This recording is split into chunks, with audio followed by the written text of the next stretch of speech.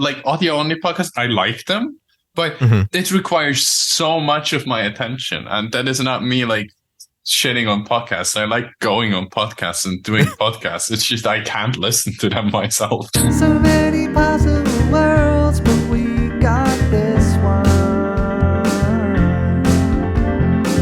So many possible worlds, but we got this one. Welcome to the worst of all possible worlds, the first and only podcast that no one can actually listen to. I'm the worst of all possible Brians. I'm the worst of all possible Joshes. AJ, sadly, is not joining us. Yes, he wanted me to send everyone a message. He decided to join Barrett's Privateers. He was under a major misconception. This is how they get people roped into the privateering industry. Really? He really thought that he was going to be cruising the seas for American gold. He wasn't going to fire any guns. He wasn't going to shed any tears. But now he's a broken man on a Halifax pier. He should be back next week. It just takes a while to get back from Halifax. And Brian, obviously, welcome back to you as well. Yes, I no longer have COVID-19. Woohoo! And so joining us in our third slot today is somebody who we're really excited to talk to. You may have heard of her from hacking and leaking the no-fly list, the United States federal no-fly list. Hello, NSA agents. That's right. At the CIA, we love you. Thank you for listening to our podcast. But yes, she is a hacktivist and also a tiny kitten in real life. As you can see in the Zoom call. I'm looking at it right now and can confirm that it is a tiny kitten. Yes, it's Maia Arson Crimew. Welcome. Yeah, hi, welcome. I'm glad to be on this podcast. I almost missed it. I forgot it was Sunday, but I made it after all. Thanks for the Twitter DM. I would have literally forgotten about this. Well, Josh and I are good Christian boys. We never forget that it's Sunday. That's right. It's the Lord's Day, and on the Lord's Day, we podcast. You've expressed in the past a serious interest in the movie Hackers. The 1997 cult classic ? 95. Oh, 95. Yeah. Okay. Yeah. Okay. That's a long time ago at this point. Yeah, I'm willing to make a claim about this movie that it is the most 90s movie to ever exist. It's the most 90s movie no one has ever heard of. To come out of Hollywood. Like, it's not an indie movie or something. This is an actual huge Hollywood movie. It's huge, but like Angelina Jolie. And it's Angelina Jolie being the most lesbian she has ever been in any movie. Oh my God, yes. In like her first major starring feature film role. Yeah. Every week on this show, we do a different case study in the pop culture of a dying empire. And the interesting thing about Hackers is that this movie really finds itself like at an inflection point in history, right? Like personal computing was moving into the mainstream. The internet was becoming increasingly popular. A few years later, you'd get the iMac, which was sort of the first consumer designed internet first personal computer. But at this point, the internet was still kind of like a weird thing to most people. They'd heard about it. There might be jokes about like, hey, I've got this old fucking greeting card that's like, it on the front is a computer, and then you open up and it says happybirthday.com on the inside, because at that point, .com was still a punchline. So it's like from that time, but the world that it captures is so specific and so weird, and it's such a strange fucking movie. I think the thing I love about the movie, especially, is like, as someone, I wasn't alive at the time. I grew up. Like, the reason I am into this movie is because I am a part of hacking culture now. I'm a part of that. I'm a part of the culture that's trying to portray. And the thing is, this movie is more accurate about the hacking culture nowadays than it was about the hacking culture then. Because ironically enough, Hollywood for once didn't just get culture completely wrong, but then completely changed it for like a weird subculture. Like, you could not do that with any other like, you couldn't go out and make a bad movie about punks and then all the punks are like, yeah, this is what punk is about now. But with hacking, you can apparently do that. If you're a United Artists in 95, you can apparently just go out and change hacking culture forever. It's an objectively not a good movie. Like, if you look at it as like a piece of like a screenwriting or whatever, it's not good. No. That's like why I like it so much. It's just like a cultural piece. It's like, it's the kind of movie that gets projected on the wall at a bar.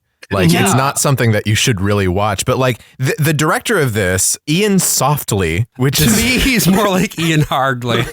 Yeah, he went hard on that movie. He went hard as a motherfucker, dude. He what? Yeah, there we go. Iain Softley was off of his first movie. It took him about 10 years to make the movie Backbeat, which is a really kind of niche movie about like the Beatles when they were in Germany. And it's just focusing on them at that point in time. I'm just starting to see a pattern with this guy making weird niche movies about very specific things. Yeah, this is also the director of K-Pax. Yeah. He got this movie and he has this great quote where he said, I think his agent told him this, there are 3 in-demand names in Hollywood when it comes to directors. It's Steven Spielberg, the guy who won the Oscar last year, and the new hot shit on the block. Right. And this movie, before it played even in Sundance, somehow all the executives saw this. And he became the new hot shit on the block. Like, the thing about this movie is I'm not sure how it was made. Because this is the queerest movie Hollywood has ever released without trying to make a queer movie. Yes. Like how did a movie with Matthew Lillard playing a trans woman get past Hollywood executives in 95? Like, well, and what he said was, what Iain Softley said was like, at this point, because of computers and because of these sorts of things, executives, and because of like punk and other things like this, executives were just greenlighting movies that they didn't understand. Like they specifically, they'd see a pitch and they'd be like, I don't know what the fuck that is, but that's because I'm an old guy. So the teenagers are going to come right in for this thing. Or ultimately, you end up getting pitched a movie about Bob Hoskins and Denzel Washington teaming up as the ghost of a fucking dead attorney and a cop, respectively. We're talking about Heart Condition here, which is a movie we recapped for this a while back. But like, yeah, these United insane Artists didn't make it very long after pitches. this point. No, they didn't. So like, Softley was also some guy who didn't have any clue what this was. And neither, of course, did the screenwriter, but obviously he read some William Gibson. Enough to put in a couple of very explicit references to William Gibson. Raphael Moreau also wrote like The Rage, a movie no one's heard of. And he was the story editor on the X-Files spinoff, The Lone Gunman, which lasted for a season, but did predict 9/11. Damn, the X-Files got something right for once. Yeah. And they didn't even do it in the main series. And it was like 5 months before 9/11 happened. They did their first episode is about the lone gunman stopping a computer-operated plane from hitting the World Trade Center. Oh my God. Oh God. This just, yeah. My body is violently reacting to this information.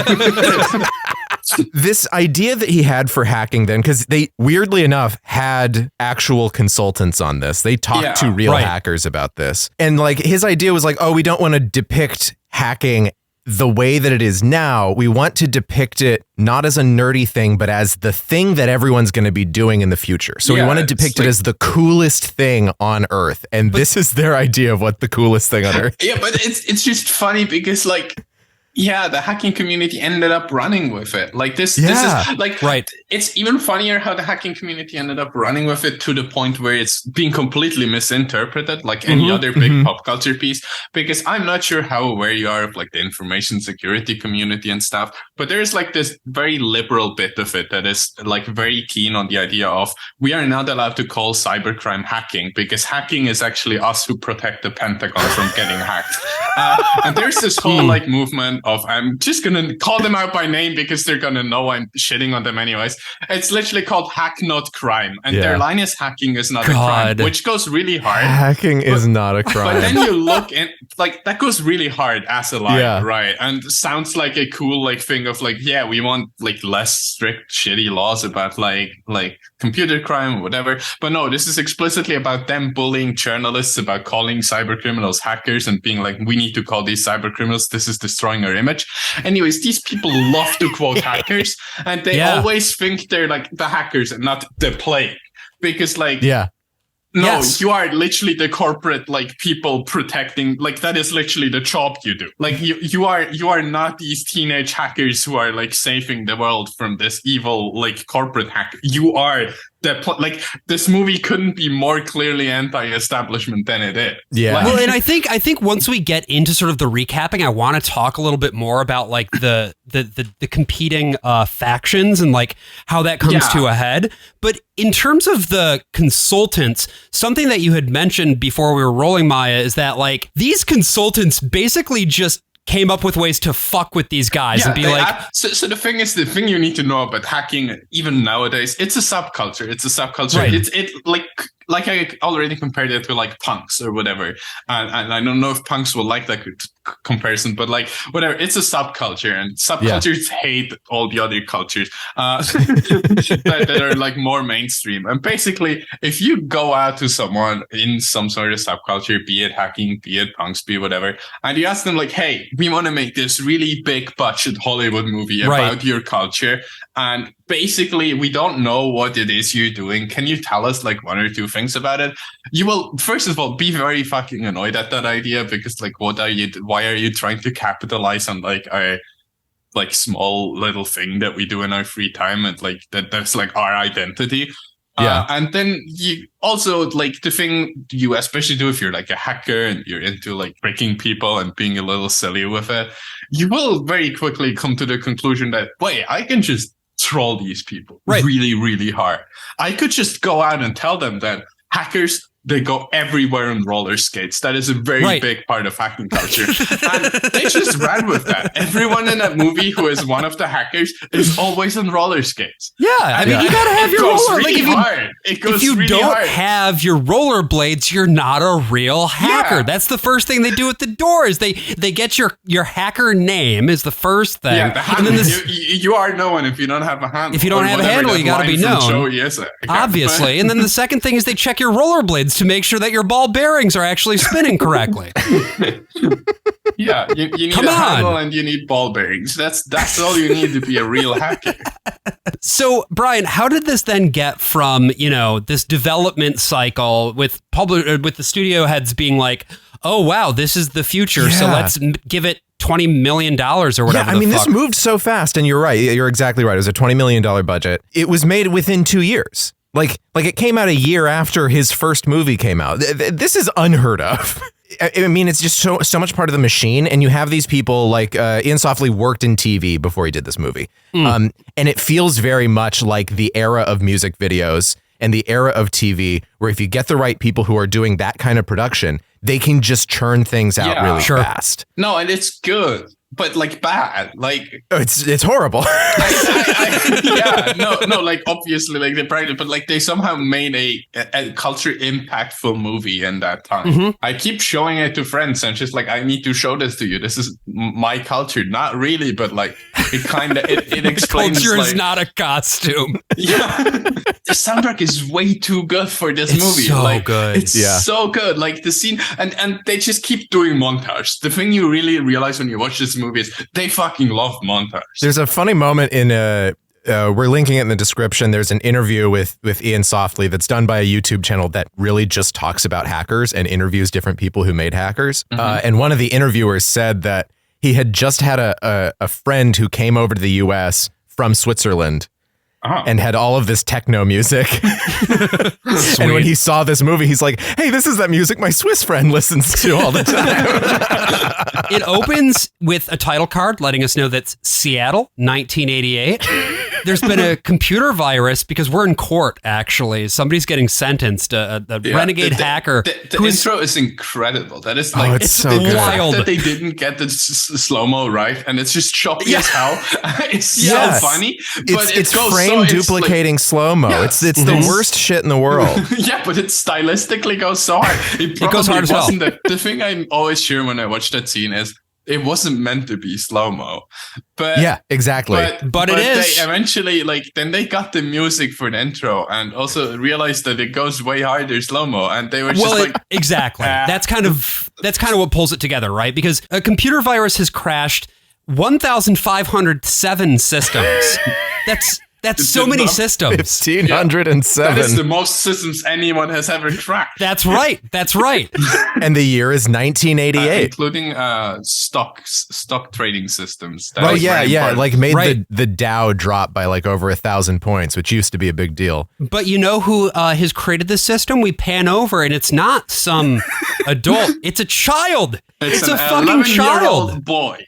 Oh my Dave God. Murphy. So Dade is not allowed as a result of this trial to use any computers until he turns 18. No computers or touch-tone telephones. Right, and that's important. Yeah, could you explain to us about that a little bit? Yeah, I'm not an expert in Phreaking, but like, okay, Phreaking with a PH. That is what like came before like what we know as hacking nowadays, is when everything was still phone systems. And those are run like at the first time, I think that started like literally as like mechanically by tones, like the signal tones. That's why your keys on your phones even nowadays make silly noises when you click on them, even though it's not really needed that much anymore. All phone systems are digital now.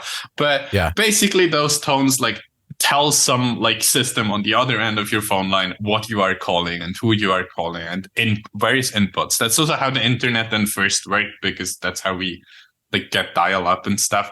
But basically, if you knew how to like just tell the systems the tones they want to hear, you could do a lot of shit.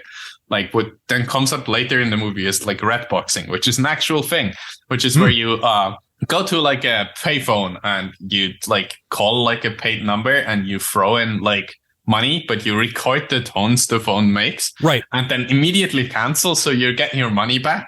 And because those tones are always the same, you can just now like play those back from your cassette recorder and get services for free. Yeah, so if I remember correctly, Phreaking started with like a teenager who just figured out how to emulate the tones with his own voice. Yeah, there are various people who knew that. There's like a really cool video, which I think I can send you the link to later, so you can put it in the description, of like some guy who just can emulate tones with his voice. And there are people who trained their parrots to imitate dial tone codes. And yeah, you can just, as long as you can make the exact right frequencies, you can call anything you want, and you can do anything you want, and you can go into systems you really shouldn't have access to and get data you shouldn't have. And of course, John Draper, the famous Captain Crunch, as he's known in some circles, that was his nickname, I guess, because he would blow a little toy that came in a box of Captain Crunch, and he was able to use that to emulate the tones. Turns out he's also a sex pest, so yeah. But ultimately, like we get from here in smash cut into the opening credits, which again, so really iconic. Probably the most iconic use of Halcyon On and On by Orbital in any movie other than maybe Mean Girls. Which also uses that song with slow motion to great effect. So the thing I really like about an opening sequence that you don't really necessarily notice in your first watch is it's like a helicopter shot over like New York City, right? Yeah. But as the closer we get to the title, the more and more of the streets turn into like circuit boards and shit. Mm-hmm. And at the point where that thing appears, it's just like all motherboards and stuff that just vaguely look like buildings from above. And it's so cool. Like they put so much like weird artistic thought into this movie that didn't need to be there. Yeah. But that also doesn't really cohere. That's what's so interesting too, is like there's little choices like this that are so cool that point to a much better movie. Yeah. Because like stylistically speaking, stuff like this, stuff like the costumes, which we'll talk about later, like there are so many great things individually, but this movie is so much less than the sum of its parts. Yeah. No, but I feel like that's what makes it so charming.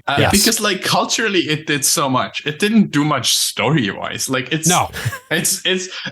impressive that they managed to tell a queer, like anti-establishment story at all. But also it's still the most boring, basic ass story you could have made with that premise. The first thing that we learn about this story is that Dade, the child from before, well, he's all grown up now. Well, he's not all grown up. He's a teenager. True. He's definitely a minor. He's not like in his mid-20s. Yeah. He's a senior in high school. That's right. And his hacking has broken up his family. Like his parents are divorced now. The $40,000 fine has ruined their lives. But basically, we jump from an intro sequence to him like hacking like things, right?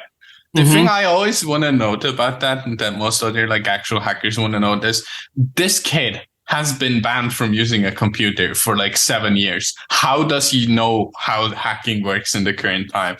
Right. We get back to that further into the movie, like 5 minutes more, where he doesn't know anything about the current hacking scene, anything that's going on. He doesn't know who anyone is. Hacker to ever exist. Yeah, right. It doesn't make a whole lot of sense. And it even comes up towards the end where he's like, "I can't do this. I haven't been hacking in forever." And it's like, yes, but we've seen you do it. I mean, the portrayal of hacking in this movie is that it's sort of like riding a bike, where like if you've done it, you're never going to forget how to do it. Like, there's nothing super technical about it. Like, I mean, to some degree, it's like what I do. I always have to remind people, like, a lot of hacking is just the mindset of being curious and exploring shit. Like, that really is like the thing. And you can apply that to like new tech fairly easily as long as you try to keep up. But it's still not realistic that he will go back like 7 years later and immediately have like this hack off of his future crush.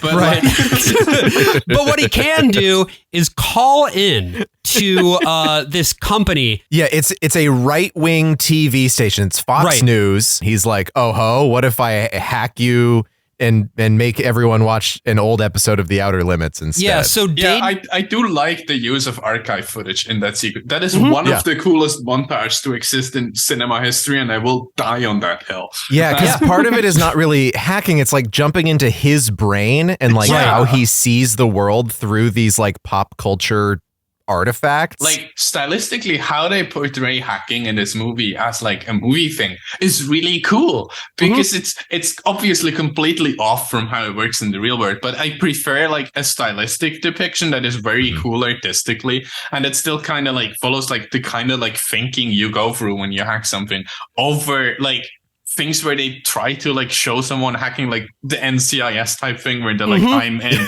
I prefer the like overly stylized, really cool montage sequence so much, because it's actually cool to watch and I don't have to cringe while watching it. Well, and there's also something interesting too about the fact that this hack begins through social engineering. Security, Norman speaking.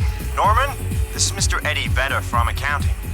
I just had a power surge here at home. Eddie Vedder. File I was working on. And listen, I'm in big trouble. You know anything about computers? Gee. Right, well, my BLT drive on my computer just went AWOL, and I got this big project due tomorrow for Mr. Kawasaki, and if I don't get it in, he's gonna ask me to commit harikiri. Horrible. Yeah, horrible. You know these Japanese management techniques. could you read me the number on the modem? It's a little boxy thing, Norm, with switches on it.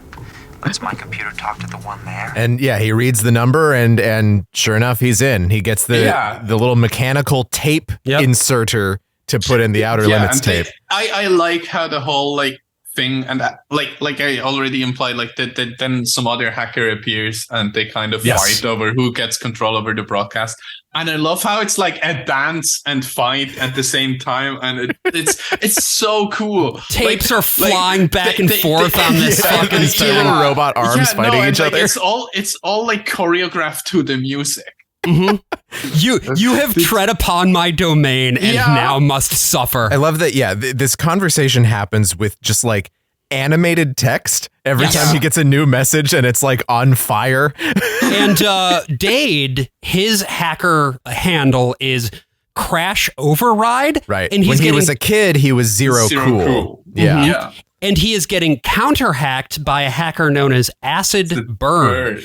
And Maia, this is what hacking looks like in real life, right? Exactly. Yes. Yeah. I mean, to be fair, you see, that's the thing. I can't even say anything about the handles because obviously all the hackers use like so many hackers use handles that reference like this movie at this point. Right. Like, I don't know how many crash overrides I've known in my time. Right, the line I try to remember that this whole fight ends with is Dade like telling the other hacker, mess with the best, die like the rest. And it goes so hard. And it goes even harder because he then immediately gets kicked out after he sends that message. Yeah, he gets owned. He gets owned, but it's so cool. Like there are so many like pop culture quotes that come from this movie that people don't even know. These are full screen messages that are being sent back and forth. This isn't just like an AOL Instant Messenger window. It's like, I am hacking your entire display to say, who are you? And shit like that.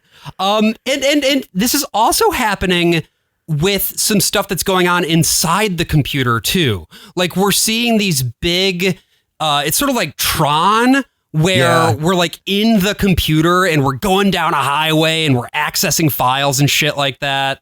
Yeah, I wrote down, this is a very specific reference. You can look this up on Google Images. It is the food court at the Cottonwood Mall in Albuquerque, New Mexico. Okay. Which is... Thanks, Brian. Which, when you go there, depicts Albuquerque as an upside-down city. So on the ceiling, you have the whole city of Albuquerque, including the Cottonwood Mall.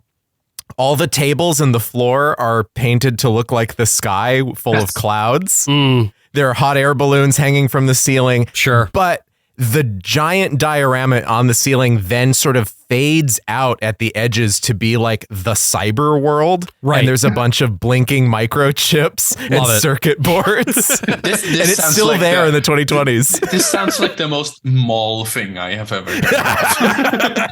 And I say that as the most like Western European person to ever exist to live in a country that is a single mall. Like I don't know malls, but it sounds like what I imagine a mall would be like. Now we have our main protagonist here, Dade, crash override, but he's recently moved to New York City, right? Yeah. Like he is somewhat out of his element, and he is played by British actor Johnny Lee Miller. Yes, who put in a great performance in Danny Boyle's Frankenstein, and put in a confusing performance in this movie, just all over the place. That accent work is fucking bananas. It's so good. He's slipping into and out of believability at all times. Yeah, I just realized that when you played the audio clip, because like I obviously the last things I heard from the movie were like the last few scenes, and I just heard he does not sound the same across that entire movie. No, it just keeps which is great because he's going to be playing opposite Angelina Jolie, and she's actually American, and her accent never makes any fucking sense either. And they're both like, every single scene, both of them are making a brand new choice every single time. The thing I only realized in my like fourth watch through or whatever that was on Friday was that so many entire scenes in that movie are ADR'd, and I don't know why. Oh, yeah. There's so many, like especially for the women. Yes. Like the women are just constantly getting also, full ADR. But also the plague. So much of what the plague says is ADR. So much. There's an entire scene between like the plague and like his woman where they're both ADR, and you can notice it so well because the scene is normal audio up to a certain point, and then there's a different noise background. And And like it's like the escalators made too much noise or something. Yes, exactly. That escalator scene. I didn't notice that until Friday because I think that was the first like completely sober watch through of that movie. And I was just like, wait, why did the sound suddenly change completely? Yeah. And the logic of this movie, the internal logic of this movie is all over the place. Yeah. And so the production design choices give it this really like uncanny feel, because also Johnny Lee Miller is in no way, shape, or form convincing as a high schooler, right? No, like I don't think anyone in that movie is convincing as a high schooler. Which is weird because there is an actual 16-year-old in that cast. And Angelina Jolie was like 19 at the time. So like she's in the range, but it's not. But she does not. I mean, goodness, she looks like she's mid-20s. Yes. Yeah. But what is believable, I will say this, is when Dade and Kate, that's Angelina Jolie's character, meet. Their chemistry is immediately believable, I think. The thing you need to realize about this movie, that at the end of the day, they did what any movie ever has to do when you don't have a real story, is you actually write a romance movie and disguise it as something else. Because at the end of the day, this is a romance movie. Yep. And Angelina Jolie's character Kate is, I think you had said, Maj, like very strongly lesbian coded. Yes. And clearly her desire is to sissify Dade, which is also interesting to me. Yeah, she's gonna force femme him. There is so much like very explicitly queer stuff going. Like, but, like there's literal wet dreams of like Dade in a fucking like full on latex, latex dress. So like, their first meeting is really strange. She's like a bit of a prankster, and she's like, by the way, the school has an Olympic-sized swimming pool on the roof. And which he believes for some reason? Yeah. And so he goes up to the roof and gets owned. The thing that makes the least sense to me about that bit that appears to be a thing in that school as like a prank to all the news. Okay, so someone tells you there is a pool on the roof. What do? You like, do you A, acknowledge that information and carry on your day? Or do you B, immediately go up on the roof? Yes. And what's weird is that like his reaction to her saying that is, okay, sure. And it really doesn't seem like he's going to go up onto the roof. And then the next scene is him getting locked up on top of the roof with like kids who very clearly are high schoolers while he isn't. Yes. And so it starts raining. He gets soaked. Womp womp. Me talking more and more about this movie online and getting like my generation of people and younger to watch this revealed so many people being like, wait, at my school, we have this whole bit where we tell newcomers that there is a pool on the roof, and no one knows what that is a reference to. I just watched this movie because you recommended it, and I get that now. That's so funny to me. The cultural impact this shitty movie from 95 had to like random high schools in the US over like generations. Well, Dade, after getting pranked, does meet two other characters who are going to be very important. What's up, man? I'm the freak. He's the freak. The phantom freak. The king of Nine-X. The two right names. I know you played the game. Freak. Joey, one more do that, you know, slap the shit out of you, okay? Now I try to save you from yourself, but you gotta stop letting your mama dress you, man. You hopeless. Got him. Check it. I need a handle, man. I mean, I don't have an identity until I have a handle. You know, you're right about that. Check it Friday. Okay, so Phreak is once again the most queer-coded character to ever exist. Phreak is absolutely a gay man, and anyone telling me anything else is lying. But a very feminine gay man also, like extremely. Like someone said this on Tumblr. Everyone in this movie is trans both ways. Right. Yeah, he reminds me a lot of Chris Tucker in The Fifth Element, right? Not just because he's always wearing like leopard print too. Yeah. But it's just like, that's the vibe he gives off. And so Phreak has some experience in hacking. He knows a thing or two, whereas Joey is sort of a babe in the woods, right? Yeah. He doesn't have a handle yet. He really wants to be a part of this group of people. And that's very obvious from the first time we see him. Is like, he really wants to be friends with these people. He really wants to be cool, because as we know, this movie is about how hackers are like the cool people. They are cool. They are very cool. And there's no way that we really see that they're cooler than the next scene where they go to a party, which is a roller disco. I really want that place to be real. So it's a roller disco where they sell like computer parts outside of it. Right. And they play Wipeout. There's so much going on in that place. There's fucking payphones inside that place. Well, yeah, so you can hack. Yeah. That's why it's there. It's for hacking purposes. It's just, I love Cyberdelia so much. What's amazing about this movie is that they have the hacker club, and it's not even the only one. There's more than one hacker club in this movie. The other one is only relevant for one scene. It's the one where like a different group of hackers who are very cool and like to be on TV or something.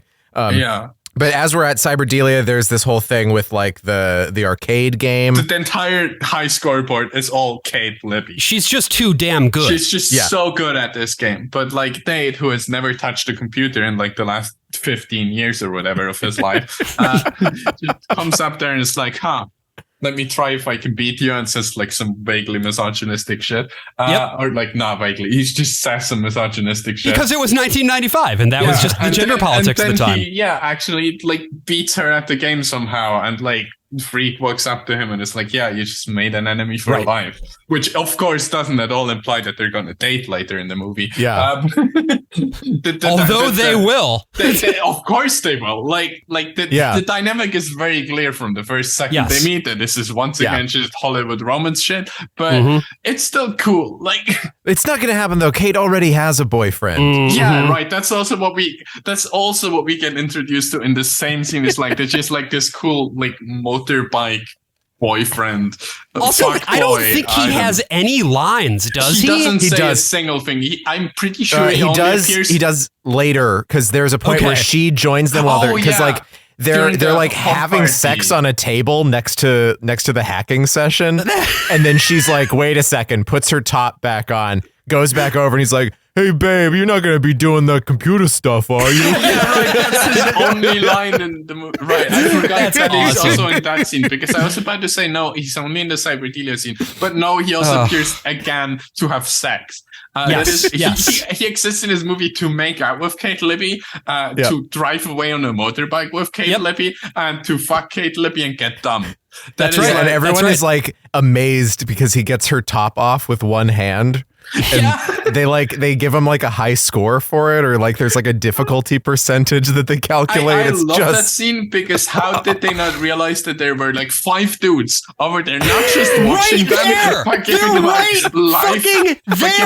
live golf commentary on their sex. They are talking, they are lit, because the thing about this movie is that it's largely just vibes. It doesn't really, the narrative thread does exist, and it does connect through things in different ways, but honestly, us describing these scenes out of order isn't much different from describing them in order. The order of the scenes isn't that important besides like the thread, but we're going through that anyways. Right. Yeah.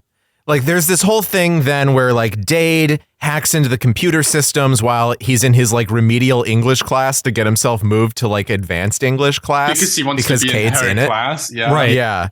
Because he hates her. He's going to destroy her in that class. We also get this wild fucking scene that is the class itself. Yeah. Well, advanced English class, this is how education in America works. Right. Just in case you didn't know, Stuyvesant High School anyway. You just need to tell quotes to the class. Yeah, that's right. Attribute quotes the whole time. Quote or whether quoting your mom's self-help books for women is a bad idea. And you just kind of stand on the teacher's desk wearing a New Jersey Devils jersey. And that's also where you get... I think that's where we get introduced to Serial Killer. Yes. Yeah, Serial, I think briefly appears before that. Like, we get a close-up of him going, with little tiny sunglasses. Right. No, but see, the thing I find interesting, and that points to my theory of Serial absolutely being meant to be a trans woman, is the fact that for every other character, we hear their legal names at least a bunch of times. Serial's legal name is mentioned once by the when they have to tell the teacher their legal name, and the second time by police. Never ever again. Yeah. There's no other mention of Serial's name in the entire movie. Because they're just Serial, and like everyone else is mostly talked to with like their handles, but like. They use their legal name sometimes. But I'm pretty sure, like, I keep forgetting what Serial's legal name is because it doesn't show up in the movie. Yeah, really. So Serial's legal name is like a funny little joke that they put in. His name is Emmanuel Goldstein. Emmanuel Goldstein is a character from 1984. It's the fake left-wing opposition leader. And the name is used by Eric Corley, who is an old-time hacker who was a consultant on the movie. It's funny, you couldn't cast a better cis guy to play a trans woman than Matthew Lillard. And I say that as a trans woman. Like, I'm obviously all against like cis people playing trans people in movies, but except for Matthew Lillard. Except for Matthew Lillard, he gets the pass. Because like the thing is, I jokingly also like said something, I think on Tumblr or on Twitter, about how like, oh yeah, and finally we get to see Matthew Lillard play a trans woman, and people are like, no, he already played a trans woman in Scooby-Doo as Shaggy. Because, yes, that is where you might know Matthew Lillard from. He's mostly known as being Shaggy, and I do like how the voice he does for those two characters is the exact same. You can sit at home and do like absolutely nothing, and your name goes to like 17 computers a day. 1984. You're right, man. That's a typo. Orwell's here now. He's living large. We have no names, man. No names. We are nameless. We are nameless. Meet serial killer. Eyes on Fruit Loops. But he does know things. I love Matthew Lillard so much. This performance... Matthew Lillard is just... No, he's very good. He plays that character very well. Like, it's an extremely like caricature of a character, but it's not necessarily in like a negative way. Like, that's what I find impressive about this movie is that so much of this movie is technically offensive. But it just doesn't come across as that, and I'm not sure if that's because they didn't mean for it to be offensive or because they just failed at being offensive. We're just gonna ignore that one like transphobia scene in the movie. We're just gonna pretend that one doesn't exist, right? But that's just like time appropriate, I guess. It is interesting though. Like when I saw Serial, I also immediately had the thought of this is somebody who is queer coded, who is trans coded, who that's what we're like. There's no ambiguity in the costuming. Like that's what we're supposed to take away here. So insane. Like you cannot interpret that away. And then you get to the voice, and like that is the fruitiest voice I have ever heard in any movie character. Yeah, like they are very clearly, at the very least, doing a gay voice. Like someone walked up to Matthew Lillard and was like, "Can you do your gayest voice, please?" And then there's also like. The Serial and Phreak being at the very least gay is very heavily implied with the one scene where, first of all, Serial is apparently like his parents like hate him and stuff, and he apparently sleeps over a lot at other guys' places. Yeah, that's an interesting thing about his backstory. There's so much like implied in that one scene. We just randomly get that backstory. The backstory has no leverage at all in the rest of the movie. It's not relevant, but they just throw that in there, and it's just like. There's just like hint. These characters are gay. They fuck. Right. They fuck with each other sometimes. Yes, like sometimes these people fuck, and not just like the two main characters. But yeah, we basically then what we learn here from Serial is that in order for Joey to really like make his way into the inner circle and be considered a true hacker by these kids, we're gonna need a righteous hack. Look, you want to be elite? You got to do a righteous hack. None of this accidental shit. Yeah, you want a seriously righteous hack. You score one of those Gibsons, man. You know, supercomputers they use to, like, do physics and look for oil and stuff? Ain't no way, man. Security's too tight. The big iron? Maybe, but if I were gonna hack some heavy metal, I'd work my way back through some low security, try the back door. Yeah, his voice does not fit in this scene. Get one of those Gibsons, baby. And of course, Matthew Lillard makes a little like sort of air guitar motion because calling them Gibsons, even though it's a reference to William Gibson, just makes them sound like guitars. Yes. There's so many other wild choices that are made by Matthew Lillard in this scene. At one point, he like lifts up his shirt and starts rubbing his nipple. It's such an insane scene. This scene is all over the place. Yeah.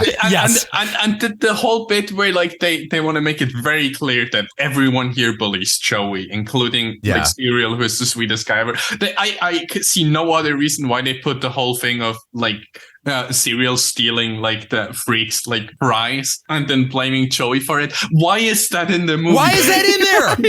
And I'm pretty sure the only reason that's in there is just to make it very, very clear. These people bully Joey. Right. But they've already done that. They've already been bullying Joey. We don't need it again. I don't know. There's no reason for that. Like, there's neither narrative nor like artistic reason for that to be in there. Most scenes in this movie, they either start before they should start or they end after they should end. Yeah. Or there's just random shit in between. Or they just turn it into a montage instead. Joey gets tired of being bullied, and so he decides to prove himself to his peers. He hacks into one of these Gibson systems, and Penn Jillette notices it. We get a whole, like, again, we see the Cottonwood Mall food court. And we also get like a Koyaanisqatsi reference where like Koyaanisqatsi I missed that. Sort of infamously has this sequence where it's doing time lapse of cars on roads, and it's also like in a car and it's going down the road and everything like that. And, you know, Koyaanisqatsi is about collapse and apocalypse and destruction and pollution. And then it was copied by Madonna's Ray of Light video and just shows up everywhere in the 90s. So it's just like, Koyaanisqatsi moment. And Penn Jillette is here on the other side for some reason in a pretty small role. He comes back, but it's like, okay, sure, that's Penn Jillette. Mr. Belford? My name is the Plague. Mr. the Plague, something Mr. the Plague is the hardest thing anyone has ever said. Techno weenie. The accounting subdirector in the Gibson's working really hard. We got one person online, and the workload is enough for like 10 users. I think we got a hacker. I love this scene so much because none of that scene makes any sense. No, absolutely zero sense. And the thing I love about the Plague is that, like, I know that is like because of that's how his character works, but it sounds like he's so pissed about being on set at all times. Yes. Yeah, the Plague is Fisher Stevens. He's older than the rest of this cast, even older than the actors actually are. And he rides a skateboard, which is so uncool. That's so of the past. Unlike the cool guys who are rollerblading. Come on. He comes into the room and you're just like, wait, is he skateboarding right now? Why is he just like floating through the room? Because you like don't see the skateboard itself at first. And if you know Fisher Stevens from anything other than Hackers, it's probably from Succession. Because on Succession, he's Hugo, who's sort of like the fixer for the Roy family. Yeah. Where he's actually, it's not a dissimilar role in many ways. Big difference here being that, I don't know, how do we even fucking describe this guy? So I would describe the Plague as he's very actively a depiction of like a cybersecurity person at a company, because that is his job. He's like a cybersecurity consultant working for this like shitty evil company that he also kind of hates, but he just wants money. You couldn't make a more villain coded like hacker than that. He's very insistent on being a hacker. Like that's his very important. That's his identity. He's like, I am a hacker. That's that is what also I why am. Not a he cyber insists criminal. on being called the Plague at work at all times. Why everyone calls him Mr. the Plague, which is really funny to me. It's a good joke. That is a really funny, like tiny little writing thing they got right again. I think they set up like the whole anti-establishment bit really well, because like it is very clear that this isn't just about the Plague, but about the establishment. And the Plague is just the establishment. And I like how they gave him like a negative name. Like I like how, and also it doesn't fit the naming scheme of all the other hackers. Right. Because everyone else has like the 2-word names. Well, also his real name is Eugene. He's not cool. Yeah, and I think the only person who's allowed to call him Eugene is like his like girlfriend / the CEO of the company he's doing things for, or whatever her actual title is.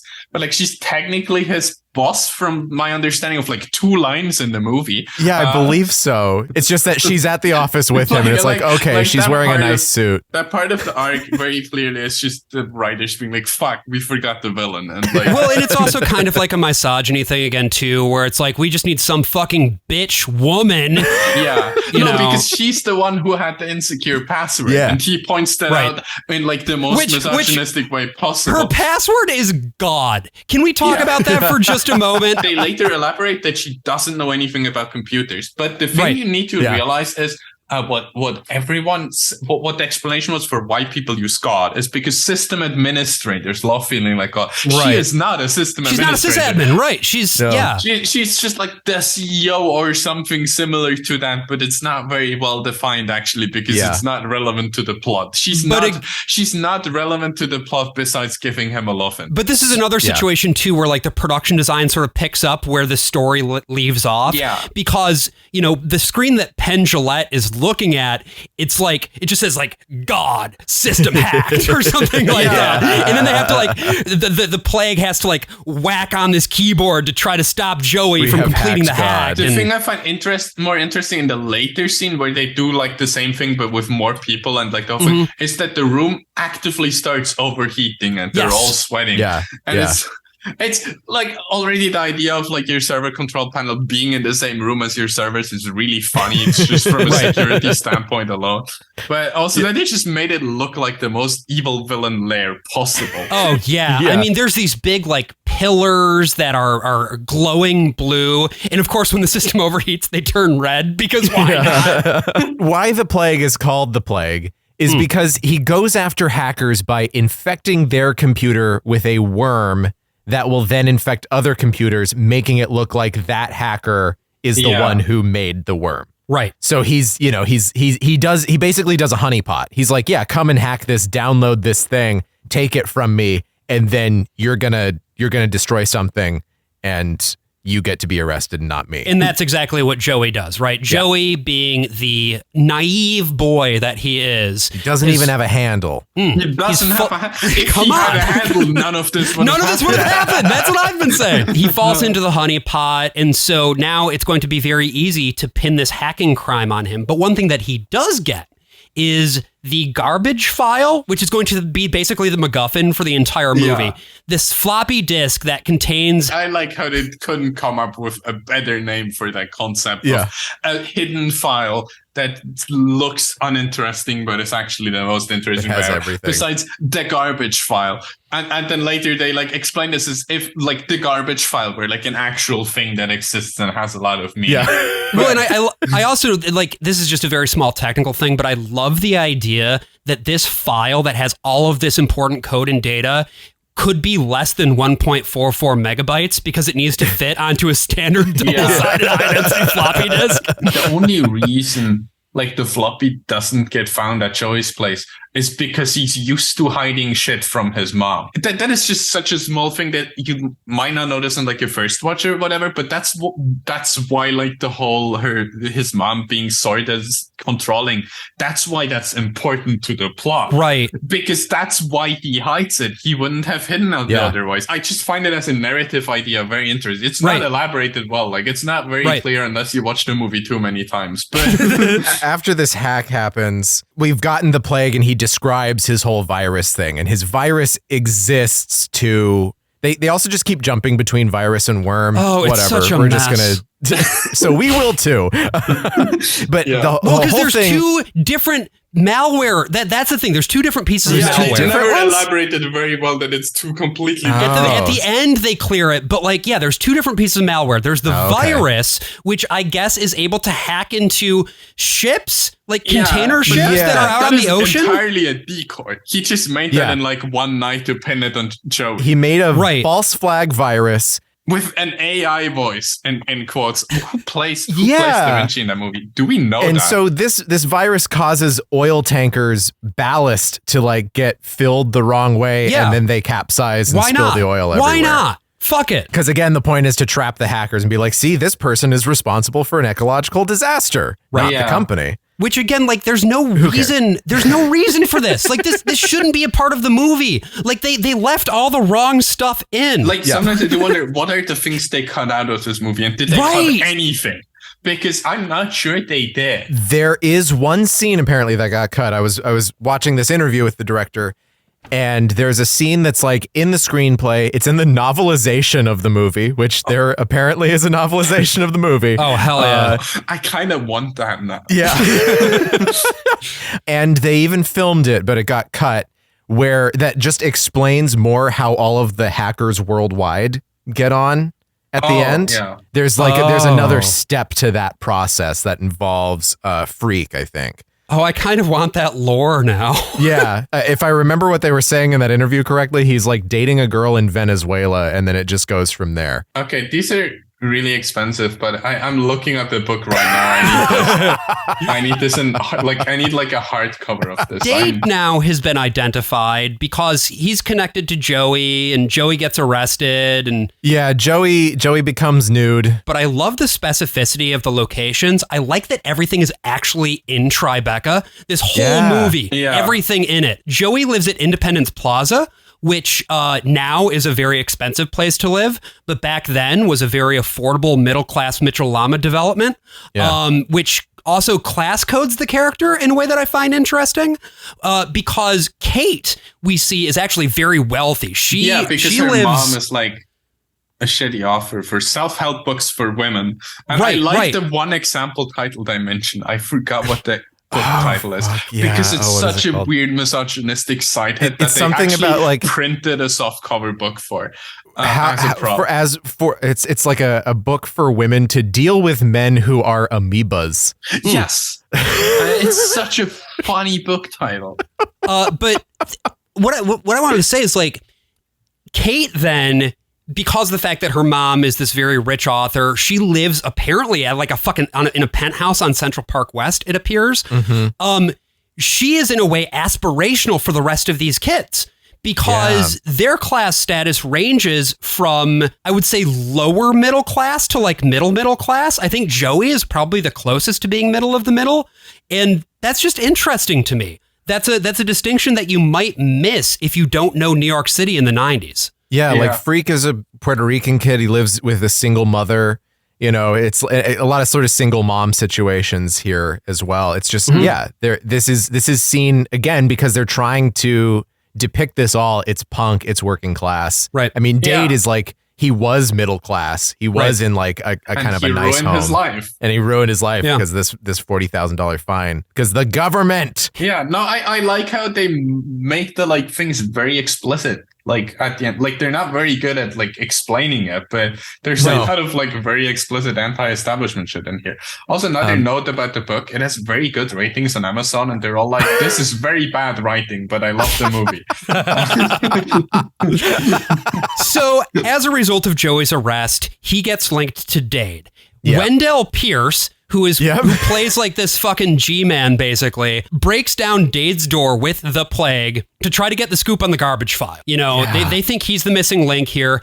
And Dade actually rejects the plague's entreaties. Dade, I know how you might feel about narking on your friends, but we're hackers. For us, there's no such thing as family and friends. We're each our own country with temporary allies and enemies. I love that music. I'd like to make a treaty. Yeah, it's so good. I'm sorry. Who are you?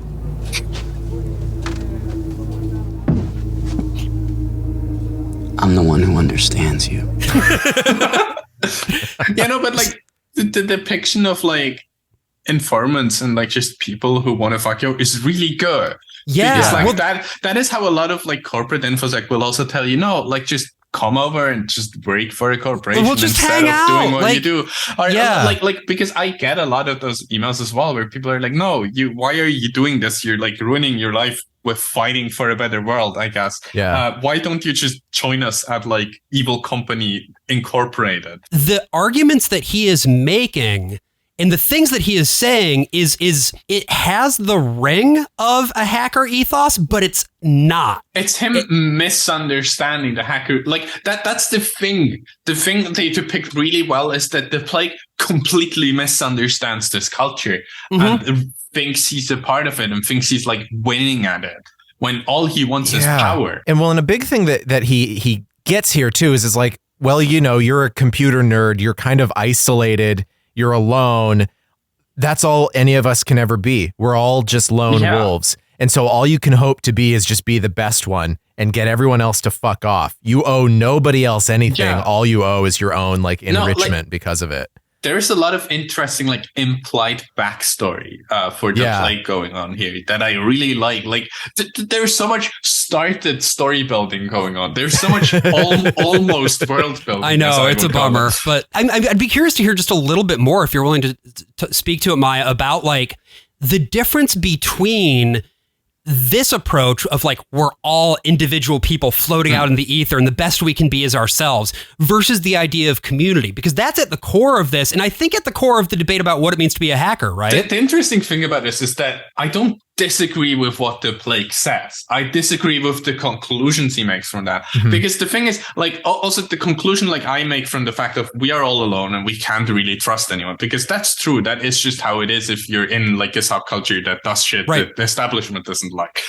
Is that at the end of the day, you can't really trust anyone. You can't trust your friendships to stay. You can't trust your friends not to snitch on you, and you can't trust to not get an offer you can't really decline. Because at the end of the day, most people are going to sell out rather than go to jail. That's just the harsh reality, and I get that. My thing is like I agree with this thing of like you are on your own and you kind of need to look after yourself, and you need to be careful with how much you depend on people like in the community. You can easily like have friends outside of like the whole thing, but inside hacking there's like this weird thing of you can't really build trust with people without doing things with them. And even then, like just because someone does a shit ton of like things with you doesn't mean they're trustworthy. It could also mean they're just a really good federal informant. And like, because like we all know the FBI is willing to commit crimes to get someone arrested for the crimes they just did.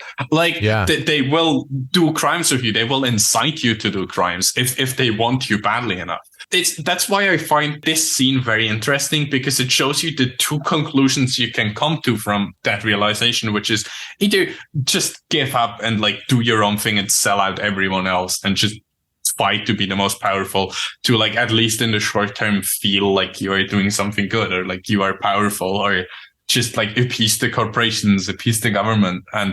But on the other hand, you could just be like, no, my morals are stronger than that. I know that I can't necessarily trust my friends. I know they won't stay around for me necessarily, and I know they might sell me out, but I have the moral high ground. Dade rejects the plague. Yes. Then he has a nightmare where Angelina Jolie comes in, like fucking rips her shirt off and starts having sex with him. For some reason, had to get Angelina Jolie's boobs in this movie, I guess. I mean, and just kind of, just a little bit, just a little bit, just for like a few seconds, just to make sure they're in there, I guess. Yep. Yeah. But both Angelina Jolie and Johnny Lee Miller get bundled away in this nightmare, and then he wakes up. By the Secret Service. Just a bad dream. We've had a bunch of Secret Service raids, and there's like still more to come because like Freak's apartment has to get raided too. Find those and like interesting to watch because they're obviously extremely stylized and they made them funny, which I do think is an interesting choice for a movie that takes itself way too seriously. Way too seriously. The one with Phreak is really good because his mom just starts beating the shit out of him. He's like, "Okay, you guys can arrest me now, please."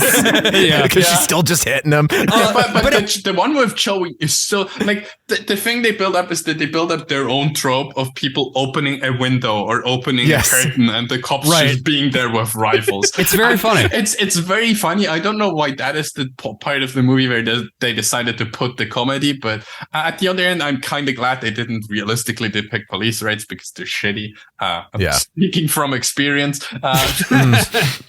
Before the plague leaves, he picks up the baseball bat that's in the room and just smashes the stereo. Smash the shit out of it, yeah. It's just completely, and it's once again a scene that didn't need to go on for that long. No, it shouldn't have gone on for that long, but it was does. Very clear already how serious the threats were. Also, the thing I find really funny about Gil is like we kind of skipped over the scene where like Joey gets arrested because that is the second time we see Gil give a TV interview, and we are introduced to two things. First of all, he for some reason has a crush on the TV person. This never comes up again in the movie, but he has a crush on like the TV interviewer person, and they always do the interviews, and he always says the exact same sentence about like how hackers destroy delicate computer systems, right? And we're also introduced to the bit about how he doesn't actually know anything about hacking. And the only reason he's like there, and also he hates his job, and he's just doing this because like he was apparently protecting the president, right? Secret Service. Right. But now he doesn't want to like let his last few years on the job get too waste. And so he hates everyone on his job because they keep telling him technical things and he hates that, and they need to dumb it down for him. And it's just an interesting character. There's way too much like character building going on for a character that isn't really that relevant. So at this point, Dade has rejected the offer. He's got visions of Angelina Jolie's boobs dancing in his head, and he goes to a party with the guys, and they all want to fuck a power book. Like they see the power book and they start talking about how much they want to have sex with the computer. And this leads us to a realization. Johnny Lee Miller, Dade, and Angelina Jolie, Kate, they're the ones who were hacking each other at the beginning of the movie. What? Oh my God. What? How could this have happened? We could never have predicted this. Who could say? Wait, you're saying that Crash knows Burn? Crash and Burn? No way. Crash and Burn? We also get some really wonderful just techno babble in here. Has a killer refresh rate. P6 chip. Triple the speed of the Pentium. Yeah, it's not just the chip. It has a PCI bus. Does. But you already knew that. Indeed. Risk architecture is going to change everything. This is such an iconic scene just because of the risk.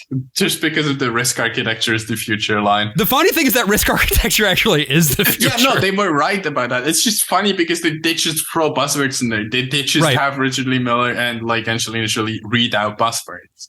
It's wonderful. It's wonderful. What is risk architecture, by the way? It's how to explain risk. It's like a simplified like CPU architecture, so it is easier to implement, and it's also like more open because like all the main architectures computers run on nowadays, they're all proprietary and all copied from each other because we were once upon a time in a thing where even in the US tech companies were just blatantly stealing from each other and no one cared. Watch Pirates of Silicon Valley, which is why the architecture Intel CPUs run on is also called AMD because they just stole it and stole compatibility and actively stole documents from each other. What a wild time. This still happens, but they obviously like make it less obvious. RISC also, at that time, it would be accurate to say that a PowerBook did have a RISC chip because PowerPC is a RISC-based instruction set. Oh, okay. As is Apple Silicon. Well, Apple Silicon is ARM-based, which is based on RISC. Right. But ARM is once again proprietary because it's owned by ARM, which is a shitty fucking company. But they make a cool architecture, I guess. They do. But that's just true of all CPU architecture companies. So the rivalry between Dade and Kate comes to its apex in the form of a hacker challenge. They have to hack Wendell Pierce. And whoever can hack him the hardest wins. Yeah, it's a hacker's duel, a thing that exists. It goes really hard, and it's cool that they're just hacking like this secret service station, and that is somehow not a problem. But hacking a bank across state lines is like the biggest crime ever. It's a little silly. I mean, to be fair, that is somewhat period appropriate, even though like we are at the point where this is even mentioned in the movie. We already have the CFAA, so that we can't like it's not just all wire fraud anymore. But that's also funny because we're still convicting people for wire fraud on while we have the CFAA because we of course need to stack charges because it's the US and the only thing that matters is how many charges you can give someone, and the more charges you give someone the better of an agent you are. Land of the free and home of the brave, baby. Yeah, that's pretty much it. Yeah. But yeah, as long as they can somewhat feasibly claim that something you did somewhat happened over state lines, which includes someone from a different state looked at the thing you uploaded on your website, they can just claim it's wire fraud. The fraud thing, you just need to somewhat claim someone made money from it. It doesn't really matter. Me selling t-shirts is wire fraud. But this is also a moment where we get we get a really interesting shot chaser moment here where with hacking Wendell Pierce, there's this really gnarly like bit of transphobia where they sting him by being like, I am actually a transvestite and I want people to call me and talk about kissing my earlobe or some shit. But then the chaser to that is that the loser operative word the stakes of this competition though, because it ends up getting tied and the stakes are raised once again in a fascinating way. Time. Oh, shut up! Come on, due to Mr. Gill's untimely demise and all, guess you two will have to improvise the next round. Right. I win. You wear a dress on our date. And if I win, so do you. Hey. Ooh. Yeah, no, she's really into that. And then directly after that, too. Like, yes, he is too.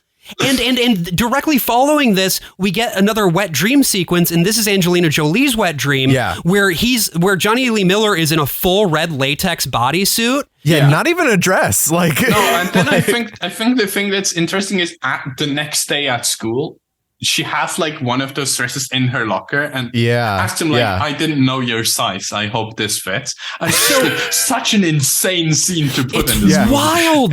I'm already like going to the very, very end of the movie. But during the last scene where they're like making out in that, they're in a pool on the roof in the middle of New York somewhere. I don't know New York. I've never been to the US. It's not. This was an indoor pool in London, apparently. And so they just composited it. Yeah. But it seemed very composited. But basically, they're like there and like he starts talking like, oh, you know, I've been having these, and she completes it with weird dreams lately. Yeah. And it's just like, there's really? so much implied there. And it's just, I don't know. The thing I like about that end sequence is that I've never seen straight people make out in a more queer way before. And it's entirely because of all the implied things, not because of anything they're doing on screen. It's not the actual performance. It just feels extremely queer. Yeah. Like, Brian, I was curious, how did this land for you? Like this whole bit, the dream going into the other shit, like just this weird, like 5 minutes. Because this followed, you know, this was after they harassed the Secret Service guy, right? They put out the personal ad, and so like they had all these people call him up, and you know they're hitting on him. Then they had him arrested by fabricating a criminal record. Then they faked his death, and it was weird to have this sort of like 2-beat thing where it's like the ad that he puts out says that he's a cross-dresser, and then the bet becomes about him wearing a dress versus her wearing a dress. I don't know. I'm like, the thing I keep thinking about that scene is like, I don't think they meant for that to be offensive. Like, I'm pretty sure they just didn't know that was offensive, because it doesn't come across as them like trying to make any point. They just came up with funny ideas, and that was like, I don't know, like it feels not too period inappropriate. Like that's why I don't think this movie is too terribly like, I hate that scene so much. Right. But it's also like, I don't think they had intentions of being transphobic there. I don't think the point was more like, how can we really get this guy? Like, how putting out a sexualized ad with his number, right? And then, but using all of that language in order to sell the ad and to get weird, specifically with the intention of getting weird guys to call him. Which again, like the implications there, not great. No, the implications are horrible, but also. Yeah, I don't know. I just feel like it was just like the straightest guys ever writing this movie, and not realizing that wasn't appropriate. Because it genuinely feels like it like almost feels like they were trying to give representation the way it's presented. Like, and I hate saying that, but like it feels like they felt like it was almost kind of somewhat positive, because they were like, yeah, we're putting this thing in here, and it's not a strict negative. But like, it's, I don't know. And like the way that the dream sequence plays out is incredibly hot, right? Like the movie passes no kind of weird judgment like you might think with that earlier scene. There's generally no judgment about the idea of him wearing the dress. No one in this movie ever judges that idea. Yeah, like it is never like challenged. There's no like actual explicit bigotry in this movie, which is surprising considering the whole thing. Considering the 1990s United States of America. We move on from this sequence to Washington Square Park, where now the Secret Service has spotted Phreak with the MacGuffin, with that floppy disk. Yep.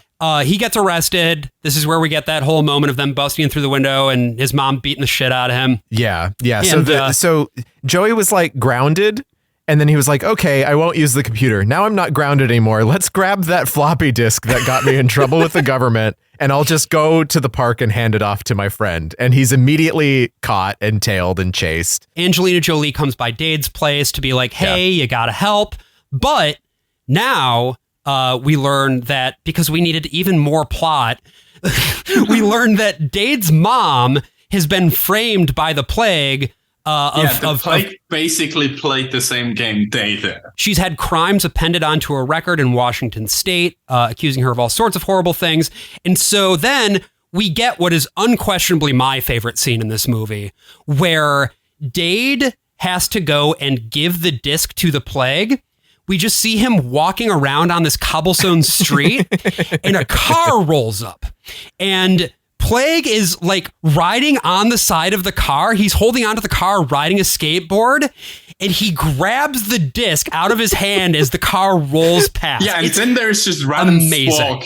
Then there's just fog machines. Like, they're not so even much fog. Concealing the fact that it's fog machines in the sewers. There's just fog machines in this, and it's so awesome. There is no reason for that scene to look that way, but they just went there and did it. And it goes hard. It's so good. It doesn't like take you out of the movie, but it's just, they didn't need to do that. Like, of all the things too, like the plague could just be on his skateboard, Or he could be in the car reaching out of the window. Right. Instead, he is skitching alongside the car and does not look cool at all. Well, Brian, how did you feel when you saw Fisher Stevens rolling up on that skateboard? How did that hit you in that moment? It was like a jump scare. It was like, what's that? I had to rewind. Like, I kind of like didn't like acknowledge that it happened, and I was like, is that really what I had to rewind? You were afraid. You had to call AJ's parents. I think the thing I find really interesting about that entire scene is that it's shot like a dream sequence, but it isn't. Yes. Like that, especially with like the fog and stuff. Yeah.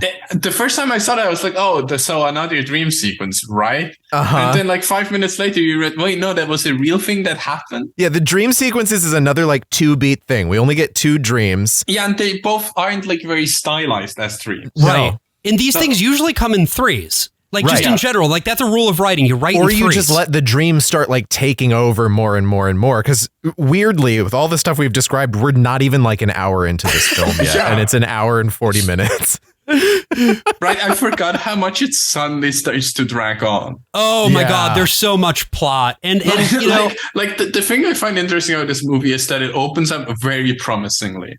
Yes. Like with the opening shot, the super like stylish intro, and then we get to like the cool fight scene thing.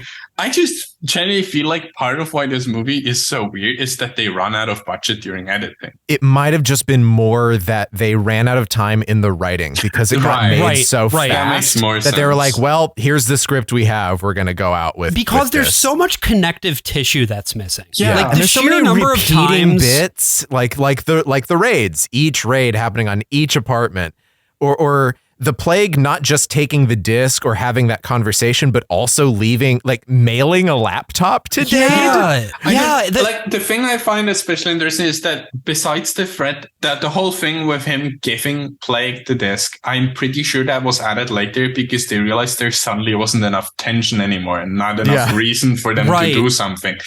And I feel like they just need to like get the threat level up again because that just feels so like put in there because it later just doesn't feel relevant anymore. The whole threats against his mom just kind of disappear after 2 scenes.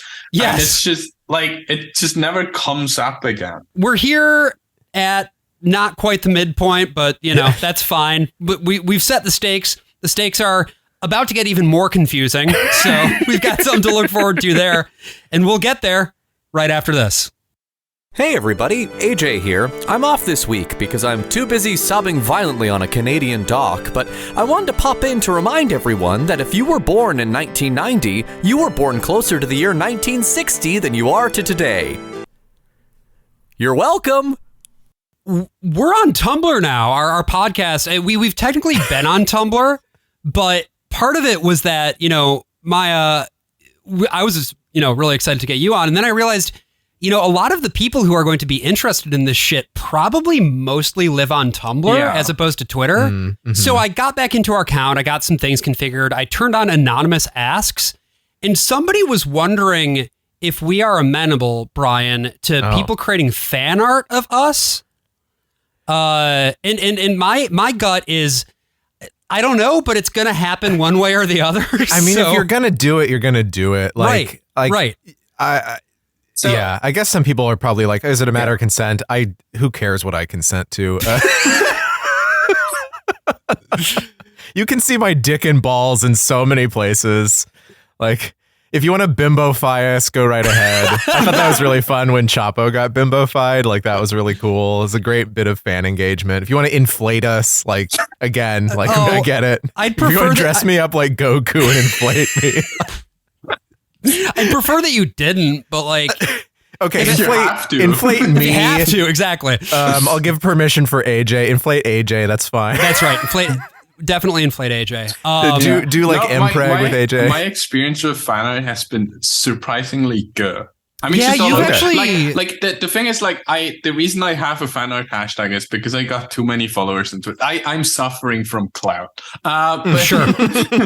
Basically, my problem is that like notifications on Twitter just break when you have too many. Yeah, followers. Absolutely, especially now. So like people tagging me and stuff just stopped like working at all. I started seeing people making fan art, and it actually made me cry because like that is just like there's something so wonderful about like people taking like a character you made for yourself or commissioned for yourself and making their own art of it.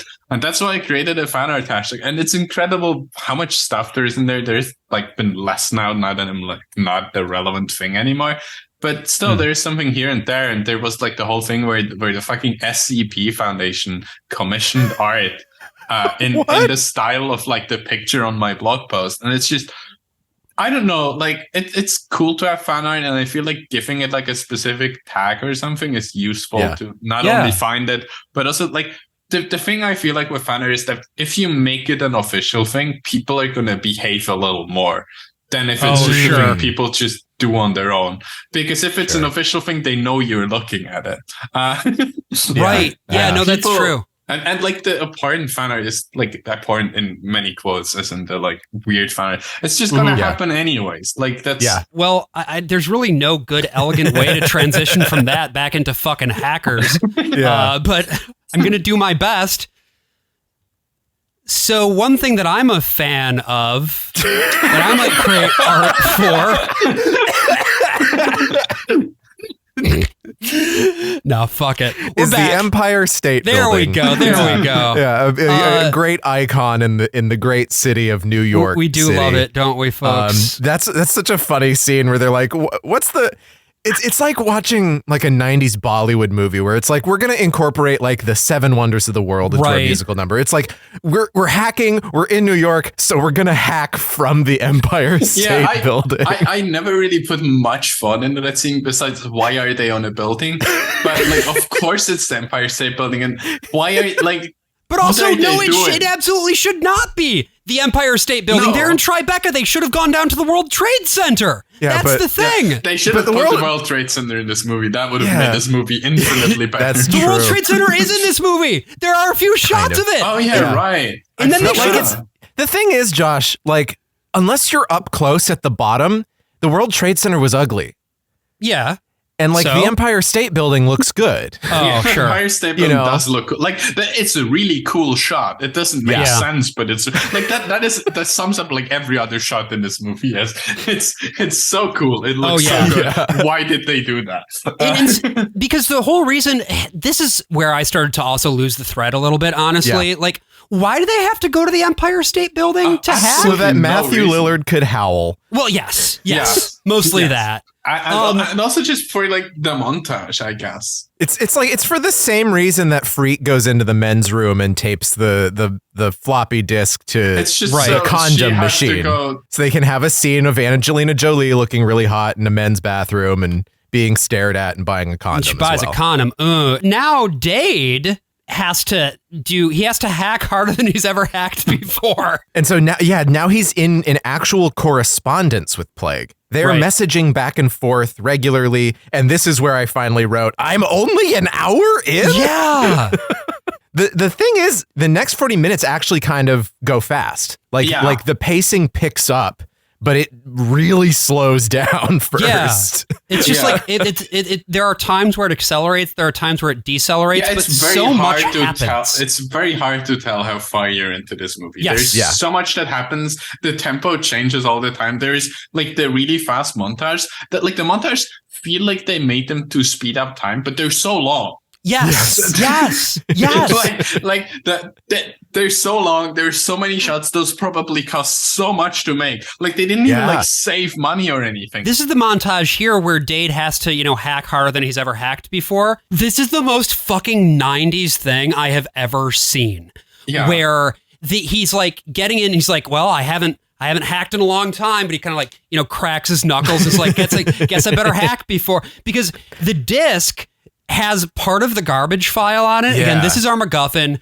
And this was the confusing thing to me, because I thought the garbage file was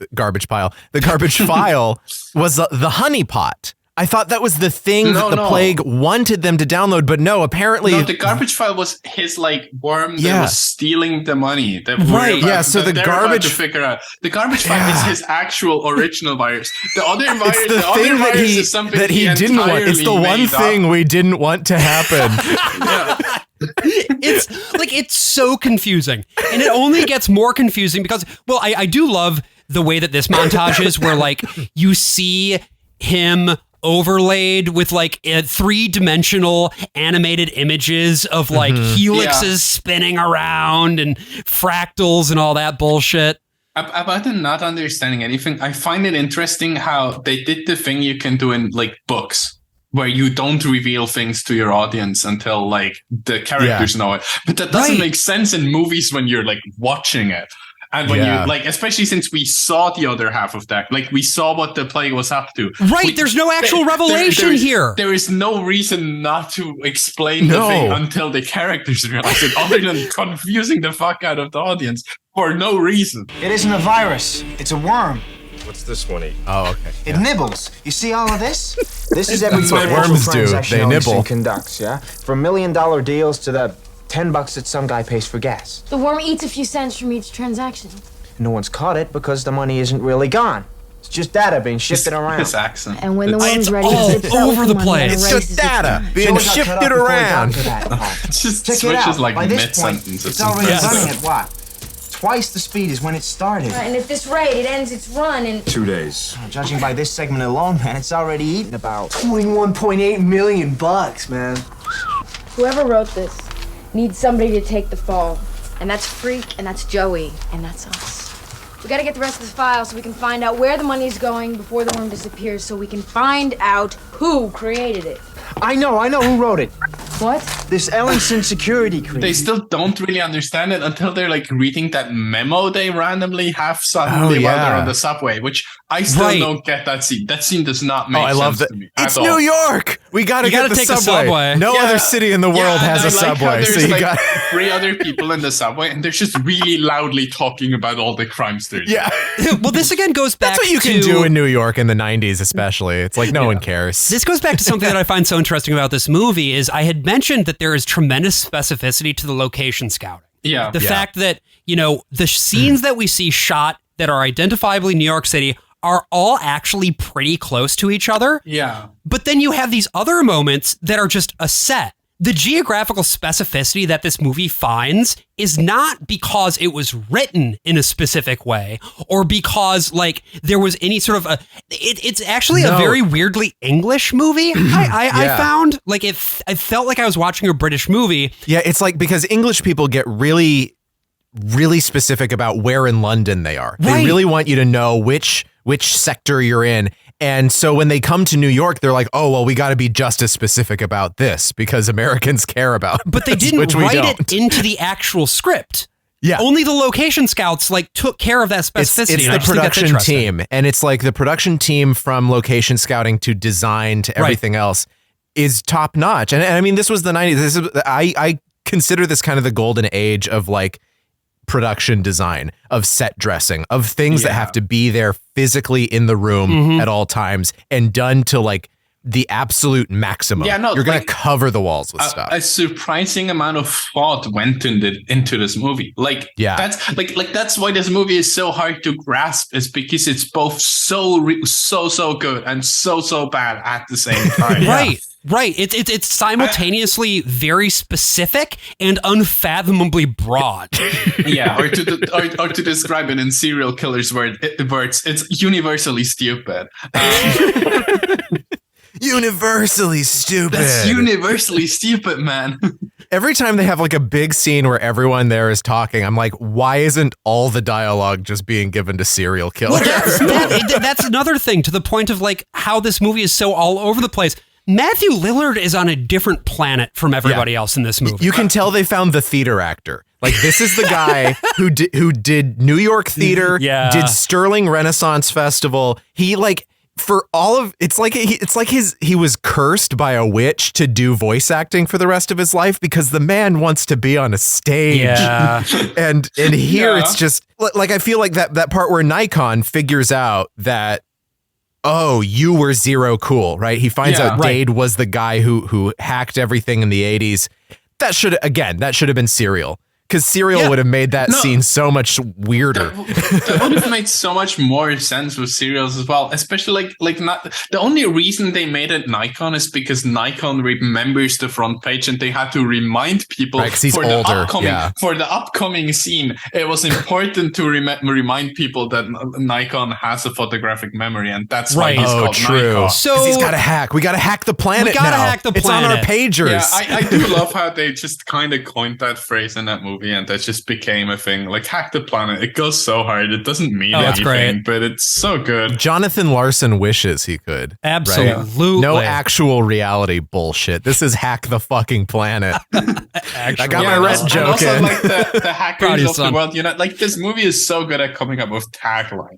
That's the impressive thing. I do feel like if the writing team had more time, this would have been a masterpiece. But also, I feel like it would have been a worse movie. Like, it would have been like... That's an interesting point. Like, I feel like a lot of, like, what makes this movie good is that it's not very good. Right. Like, I don't think if the story were good, this would be a boring movie. Well, like, we talk about this on the show sometimes, about how, like, the most interesting art is the art that takes the biggest swings. Yeah. And I agree that, like, a more polished version of Hackers would probably be more coherent. There would be a lot of, like, narrative tissue that is missing that would be there, but it would be at the expense of all of this weird shit that doesn't really fit, but is just interesting to look at or to think about. Yeah, thankfully we get a movie where we get to see the phrase "sit on my interface" over and over again. You know, the bad guys have got to launch the virus, I guess. Wendell Pierce secures arrest warrants for the hackers, but because they've gone and done some... They just break down all traffic in New York and fucking roller skate on the roads while car crash. Oh, I guess I do need to mention this before we get all the way to Grand Central, because we haven't talked about them yet, but there are these two hackers that basically did the Max Headroom broadcast.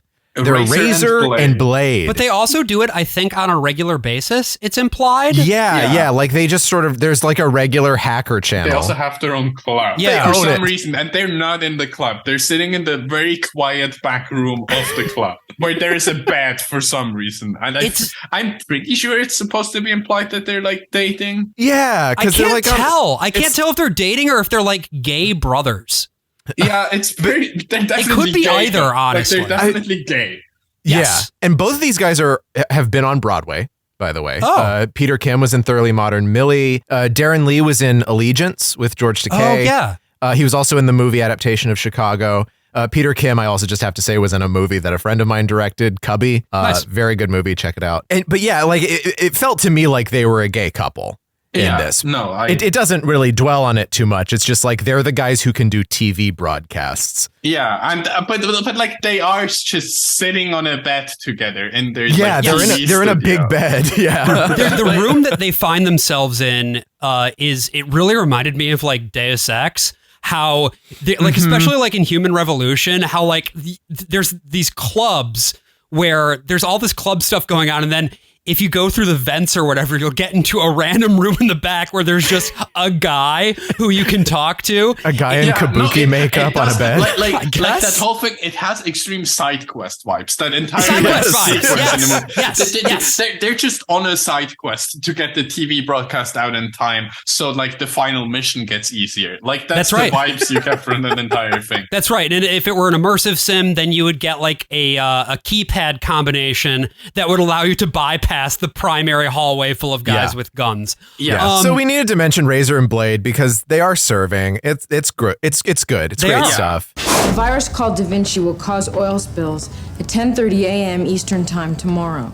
It's somehow connected with the worm that's stealing the money. We need your help to overload the Gibson so we can kill the Da Vinci virus and download the worm. She's like never made an R sound before. Cute. Rabbit. But you are going to need more than just two media icons like us. You need an army. That's it. An electronic army. If I were us, I get on the internet. I love that line so much. The writing for them is so silly. Cops? You see John Voight talk, and he just, he's just like a grizzled old Texan or whatever. And then Angelina Jolie is like, I have never spoken English before. What kind of words must I be saying now? A virus. A thing that I can't get over is Johnny Lee Miller's pronunciation of worm, which is different every single time he says it. Sometimes he does manage to hit the rhotic R and he says worm. In that clip, though, he very clearly says worm. Worm. Yeah, and sometimes he's like, I'm not going to hit the R, so I'm going to make it kind of sound more New York-ish. So it's like, worm. Hey, I'm from New York and the worm. Which he's not, the character's not from New York. The character's from Seattle. That's the other thing. Like, what is this accent, my guy? He has lived in New York for like well over 2 weeks at this point. Exactly. That's true, yeah. You know, he's a kid. He's very impressionable. He picks up the lingo. But yes, it is now finally, at long last, time to hack the planet. And what hacking the planet looks like is you and your friends get your rollerblades on, because of course all good hackers have rollerblades. You go to Grand Central Terminal. You skate down to the phone booths downstairs. No, it's important that first of all, you break all the traffic lights. That's so true. You can run away from the cops on your rollerblades. You jump over the cars as they're crashing into each other. That's right. That's right. Yeah. So you also have to do parkour. Like, this movie was subversive because it doesn't also have a shootout at some point. Like, that was their big thing. It was like, oh yeah, no shootout. Well, we're still going to have the cars crashing. And we the don't have a shootout. were like, okay, great. They had a hack now. So exactly. The hacking thing is the equivalent of a shootout, where once they get to Grand Central Terminal in the phone booths, they all get their power books out. Johnny Lee Miller has this fucking eyepiece thing that's totally unexplained. He has a wonderful scouter. costume choice. It's to find out the power levels. So they deploy the first spike of their hack, which I guess there's an office somewhere that now all of a sudden all of the computers have been taken over and they are reading out things such as sit on my interface, shit for brains, and barf bag. Again, in case you somehow forgot that it was the 90s. Yeah, barf was like kind of an intense word to say back then. Yeah. Like, it's a little rough. You might want to say upchuck or spew instead. I find that so interesting because, like, I'm obviously like English second language speaker, and I generally don't really know very well which words are appropriate to say, which you can tell from how much I'm swearing across this entire podcast. Sure. Oh, we swear all the time. It's not a problem. It's just because I've definitely noticed that I swear a lot more than like the average American person who has grown up being told that that's a bad thing. I just sure. learn English, and if you just learn English on the internet where everyone swears, exactly. Well, Ellie, as long as you're not using words such as barf, that would. I would never say barf. I would never say the B word. But as a result of this hack, we're now back in Penn Jillette's control room, right? And we're seeing the effects of all of these different hacks, and each hack is sort of thematically tied into the interests of each of the hackers. And like their handle, which is tied to them. I do like how they play with like characterization and stuff. One of the attacks is Cookie Monster shows up and it just says like cookie, cookie, cookie. And it's like, what should I do? Pac-Man, type in cookie, obviously. I love this because they did like, I like the previous hacking scenes where it was so heavily stylized that it didn't matter. And now they pretend that it's a serious thing and it gets kind of silly because they pretend that it really is what's happening on the screens. It's like, oh yeah, the rabbit is eating the memory or whatever. And the sound design once again. The rabbit is in the administration system. Send a flu shot. Rabbit, flu shot, someone talk to me. Someone talk to me. Replicates till it overloads a file, then it spreads like cancer. Cancer? Cancer? I definitely have breast cancer. I don't know why they put her in this scene other than being like, haha, women stupid. It's literally, that's it. That's all it is. But then you, on the other hand, also have Angelina Jolie, though. But I guess the way she's characterized, they can pretend she's not a woman because she's characterized as like this lesbian, like she's definitely a lot more masculine. I feel like that's why like they can get away with letting her know about things. Well, and I think the other reason they have her here is just to remind you that she exists since she is supposed to get arrested at the end. They don't want people to go like, wait, who is she? They're like, oh yeah, that's that lady. Chekhov's lady who is going to get arrested. Yeah, shout out to this random lady who isn't really very relevant to the plot at all, other than like constantly getting fucked over by everyone. So yeah, now everyone's hacking back and forth. Like we said, the collective is beating the individual. We have the global network of free information all coming in, hacking the planet. and pummeling this computer with the worst keyboard I've ever seen. Yeah, the keyboard is so. The You have to sink your fingers into it. Show close-ups of it is so funny to me. Why would you show? Like, it's so clear that it's just like acrylic glass. Like, they're not even. Yeah, they've just drilled holes in a big plastic sheet. They're not even hiding the prop work, and it's. I kind of admire that, but also, why did they put those like? It's also my second. This then leads to my second favorite shot in this movie. Again, number one being the skateboarding by and grabbing the disc, where the phone booths start spinning around on their own axis. Like, this is not a tracking shot going around the phone booth. No, this is they set a phone booth on a turntable, they put the camera there, and they just like let them spin. And it's especially weird because they're in a bank of phone booths. They're in like the classic, like, you know, like an airplane when all the reporters run to the phone booths and they knock it over. And there's somehow exactly the right number of people for the amount of phones. Yes. And so they're freaking and they're using the phones. Way to fix the phones. Right. Yes. And let Joey take the wheel, because that's important to at the end be like, no, they know I all like Joey. They're not bullies, by the way. Also, just wanted to point up the absolutely wild moment where Serial finishes wiretapping one of the phones, and he like comes out from under the desk and is like, he's like flailing all over the place. Yeah, so we've got the spinning phone booths, we've got the Secret Service is like on their way to bust these guys, and so you're getting a lot of cross-cutting. You're getting the hack. They got to get the hack. They got to get it all out there. They got to do it. We also kind of get like a Tron thing here. I had mentioned this earlier, but like there's a few shots in this movie that really remind me of Tron, where you're sort of like flying through a digital world. Yeah. And most of the time, this is fairly like this is just used as an interstitial, like it cuts between. But in this moment, we're really like flying through these towers. We're on the grid, man. It speeds yeah, up. Yeah. Then we end up at the garbage pail once again. We're finally. We did it. And there's a great part where the Plague says, they're going for the Colonel. And the lady says, Colonel who? That is actually so funny, though. That is a really good line. That's also just straight up stolen from Tron. But, you know, much like how they defeat the Master Control program at the end of Tron, Joey eliminates the virus here. He finally... The oil tankers don't sink. We get a single shot of an oil tanker that's hitting some rough waters. Yes. It almost crashed, but then it didn't.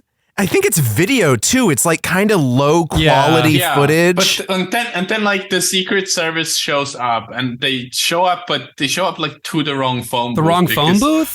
Because they like wired them up to the other phones. Like I'm pretty sure that's what they imply with Serial go fix the phones. But they're still, the thing is they're still at Grand Central Terminal. They're just in a different phone bag. It's absolutely shot at the exact same set because it looks exactly the same way as the other one. And it's really, really funny to me how they didn't make it in any way look different from the other location. No. Because the first time I watched that movie, I didn't get what was happening. No. And then they're suddenly like arrested like a few seconds later. So not before. I want to point this up. But not before we get a message on the screen in the company that says, mess with the best die like the rest. Calling back the beginning of the movie. And so, like, you know, the virus has been destroyed. The oil tankers aren't going to sink. Something has happened with the worm. Someone is up playing with a worm. And come on. Sorry. And for some reason, you have the Plague and the woman like celebrating afterwards. They're like, well, they got arrested. Everything else has gone to shit. But let's because toast the to movie's ourselves. not over yet. This movie still has like 15 minutes left. I was like, why is there this weird celebratory scene where they both just like clink glasses and kind of awkwardly drink their champagne? Yeah. Like they've never held a glass before? Yeah, no, that scene is so awkward. I don't know how many reshoots they did of that one inconsequential scene for them to get so annoyed at the concept of drinking champagne. Yeah, they're like mad. They are definitely mad about being there. Also, I do just like the thing that I don't think we have mentioned this yet, but like the place, like the Plague lives at it's like at a nerdy like lounge like studio apartment or something. Yeah, it's like all concrete. It's a real bachelor pad. But it's also like very like villain coded. Like it's very like super villain coded, but also very austere. A lot of there's concrete. the whole thing where he's like playing in VR, and it's the stupidest scene ever. Again, would that scene have ended up in a better movie? Probably not. No, especially since like I still don't know why Agent Gill can just walk into the home of Clay. But also, watching Fisher Stevens react to what he is seeing in his VR goggles, which we never actually get the chance to see. Wonderful. Yeah. Wonderful. Yes. I loved it. Everyone's been hauled over. Well, not everyone, but some of the hackers have been hauled over to the police station, the Secret Service police station. We still have the important thing of while they're getting arrested, there's the thing that is never really explained, but Dade is giving a code to Serial, who has not been arrested because he was picking the phone. And he keeps talking about they are trashing our rights. They're trashing our rights. Trashing the free data in the trash can. Go in the door, look at the trash can. And then he just starts screaming, hack the planet, and he screams out of the window. Serial does so too, and somehow doesn't get arrested for cheering on criminals while they get arrested. Right. Like nothing happens we have to free him, and they just speech let here in him America. walk into the scene of the crime like 2 minutes later. Yes. but the thing is, the NYPD and go through the trash without anyone being excuse that me. That scene is so funny. They just the scene of him going through the trash while so many people watch him. Look, here's the thing that I need to explain just to everybody and to our listeners as well. The New York Police Department, New York's finest, would never arrest anybody who hadn't actually done something wrong. If somebody is just like yelling, they're never going to arrest somebody just for yelling. No, especially not when Giuliani's mayor. But yes, because of that trash-coded message, Serial now has the MacGuffin again, the fucking floppy with the data. And so Johnny Lee Miller's now in the lockup with fucking Angelina Jolie. Yeah, for some reason they just put them in the same room together. Why not?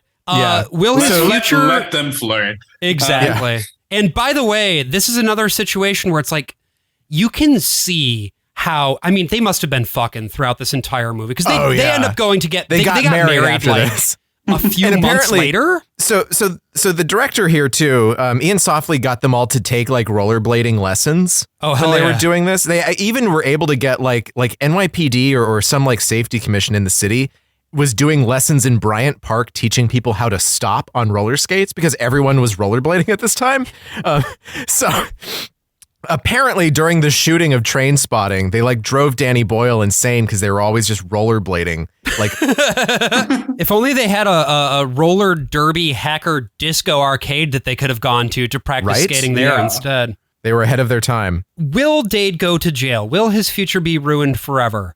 Well, and his mom, right? His mom, for some reason, the thing about this movie is that everyone loves talking to cops for some reason. Yes, we actually should probably really mention that like don't talk to cops. Don't talk to the police. At any possible opportunity to incriminate themselves, they just go right ahead and do it. They have his mom being like, look, he's a genius with a very specific set of skills, but just hacking big corporations, he loves to hack. He loves to do it. He loves to hack. I find it interesting they never specifically mention it, but it is very clear that they intended for Dade to be autistic, but like not too autistic, so they didn't put it in the script, but like, it's just like, that's just his set. He doesn't know how to do anything else. Like, he doesn't even have a girl. Like, that was like the first time he's we see virgin. His mom is him like asking if he's still a virgin. And like, it's just, Well, it's like weird... Johnny Lee Miller, like, yes, I've never had sex. Johnny Lee Miller's whole performance throughout, I mean, setting aside the accent work, which I've kind of already commented on, like, the performance itself is so all over the place. Like, there are points at which, especially in that first scene, when he gets mad at his mom and, like, takes a shower because he's so mad about it, like... He actually does, I think... He's red, mad, and nude. Literally. And I do think that he reads as on the spectrum in that moment, honestly. But then there are other parts where it's like, no, like, he's just a cool guy now. I don't... Yeah. He's a movie star. Like, there's not a lot of consistency in this movie. That's what makes it beautiful. He's at the station, and Matthew Lillard has done his own. He's gone to Razor and Blade, and he's done his own Max Headroom he's enjoying broadcast. the fact that he's on TV, but this time they hacked like all the TV stations and all the screens in Times Square and everything. And I think we have the clip. We got the clip. Yeah, let's just play the whole thing out.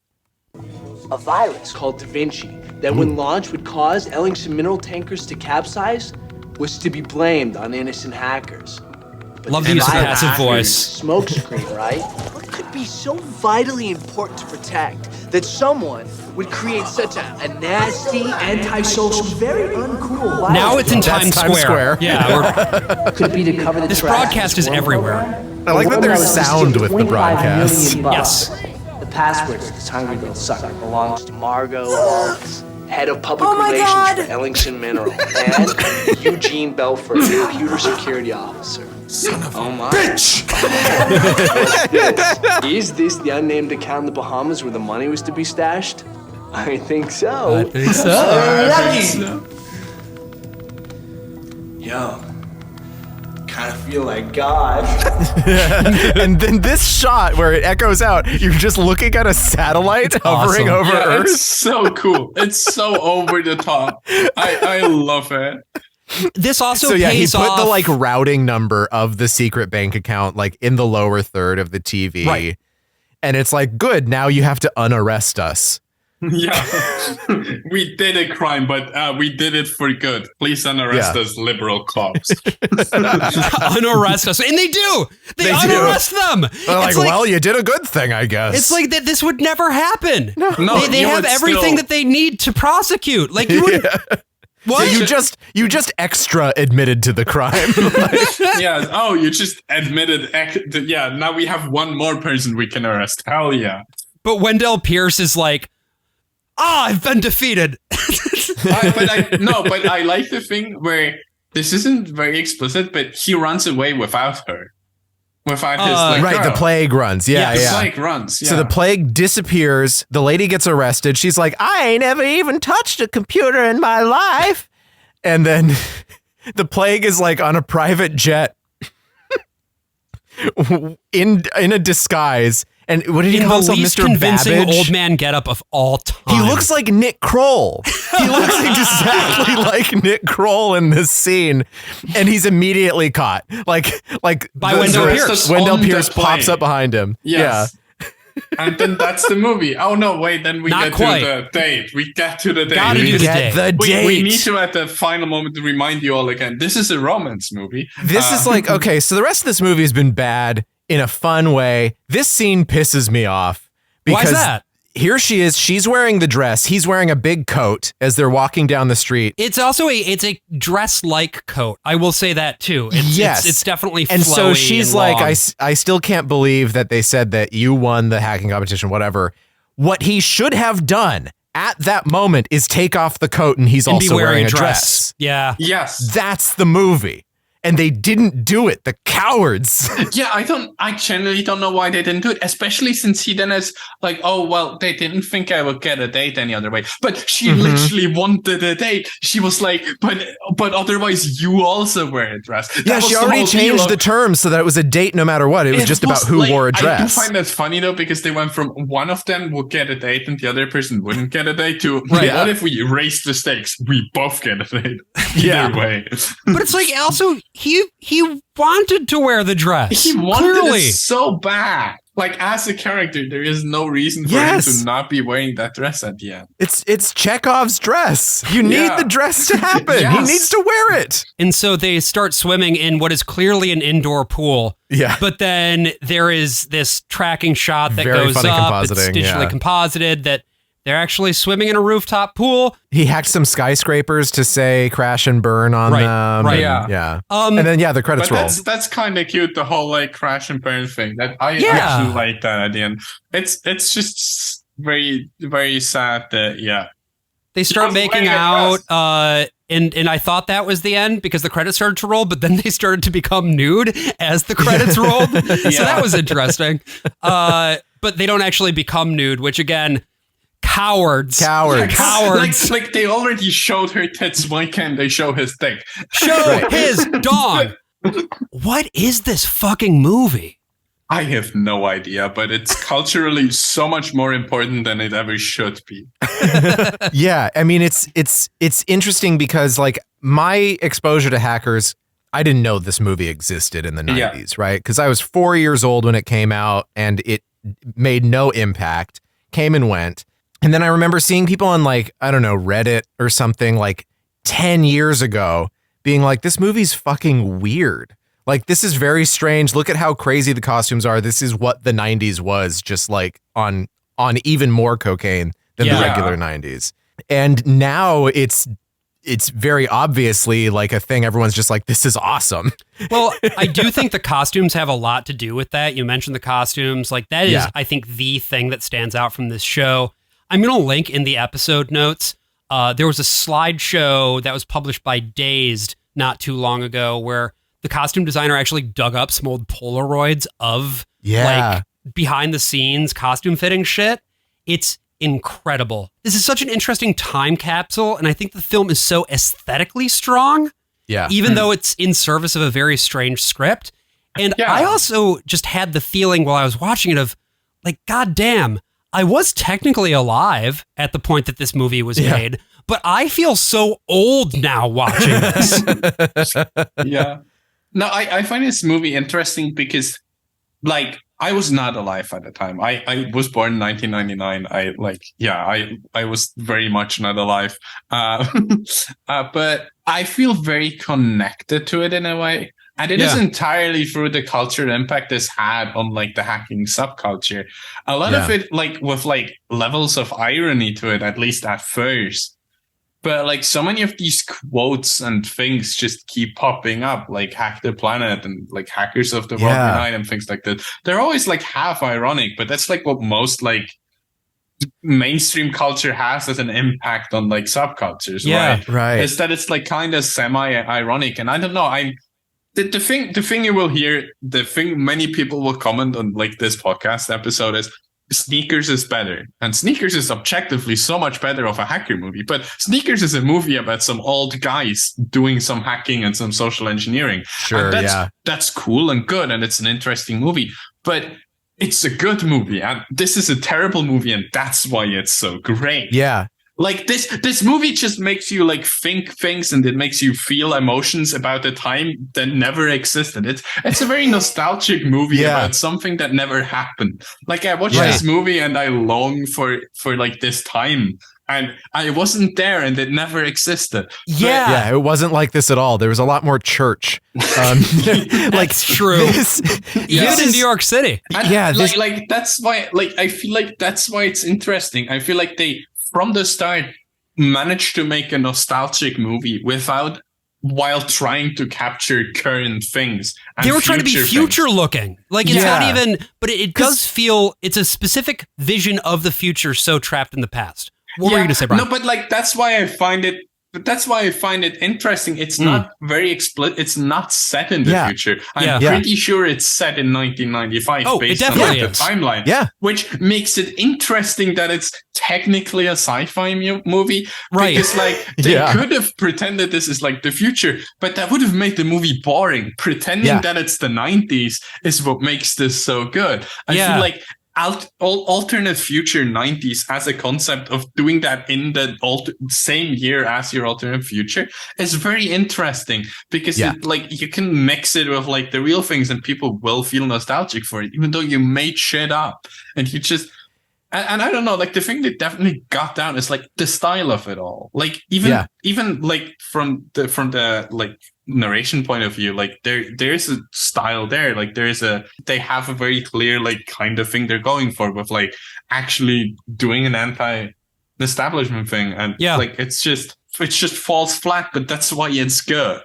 Yeah. Like I said this like 5 times already now, but like if this movie were good, like if they managed to pull off what they probably wanted to, it wouldn't be that good.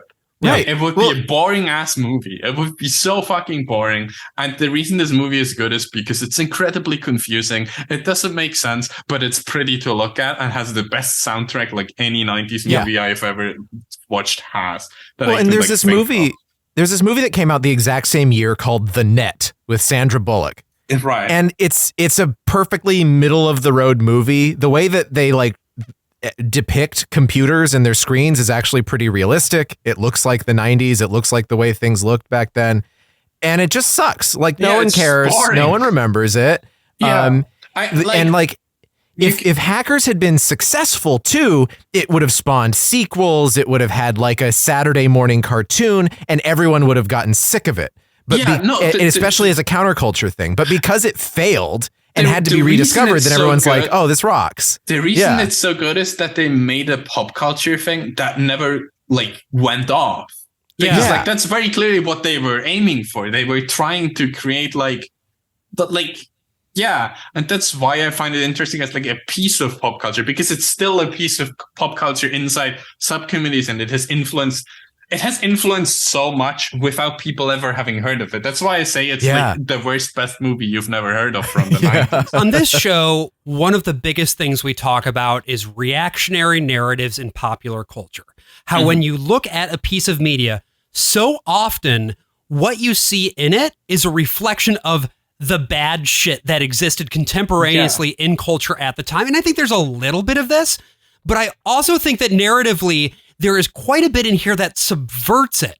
And I'd be curious to hear what both of you think about it in terms of being subverting versus undermining, the prevailing narrative. That's also why I find that interesting. It's like they very clearly tried to do like an anti-establishment movie because they tried to depict the subculture, and they didn't decide to depict it as a negative, because that's what you often get with movies about countercultures, where they pretend we're making the punk movie, and then it's like, haha, punk's bad at the end of the day anyways, because like some exec was like, we can't make this. But my son's a punk. We can't call them good. Yeah. Or it's like watching it's like watching Cruising for gay culture, and it's just like, what the fuck?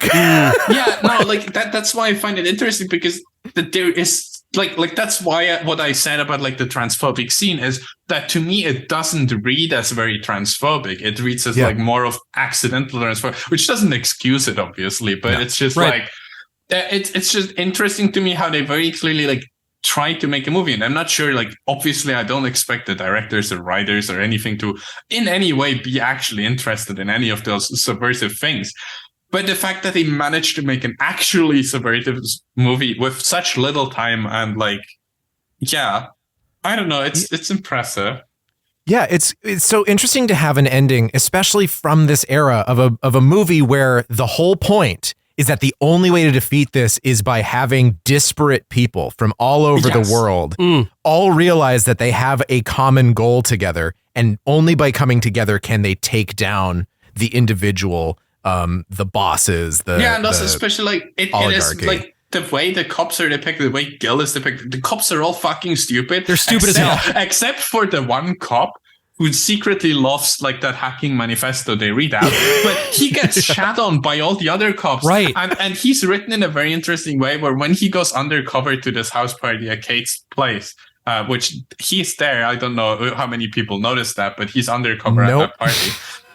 You see him for like one shot. He is there. He's at that party, and he's actually somewhat enjoying it. You can tell that he's kind of like, but he's spying on them at the party. It's not relevant to the movie at all. It doesn't show up anywhere else in the plot, but he's at that party, like the twink cop.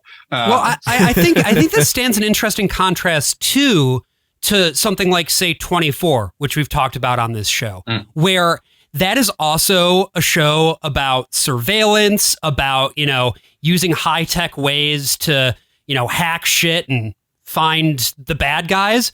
But the good guys are the cops. The good guys are the cops. Jack Bauer is a cop. And you're expected to align yourself behind him. That's not what this movie is. It is shockingly subversive. The fact that all of this got greenlit somehow, like even the non-like subculture things, but like, because you don't need to understand the hacking bit to understand that cops are now portrayed well in this, or well, they're portrayed well, but not well in the sense of positively. Right.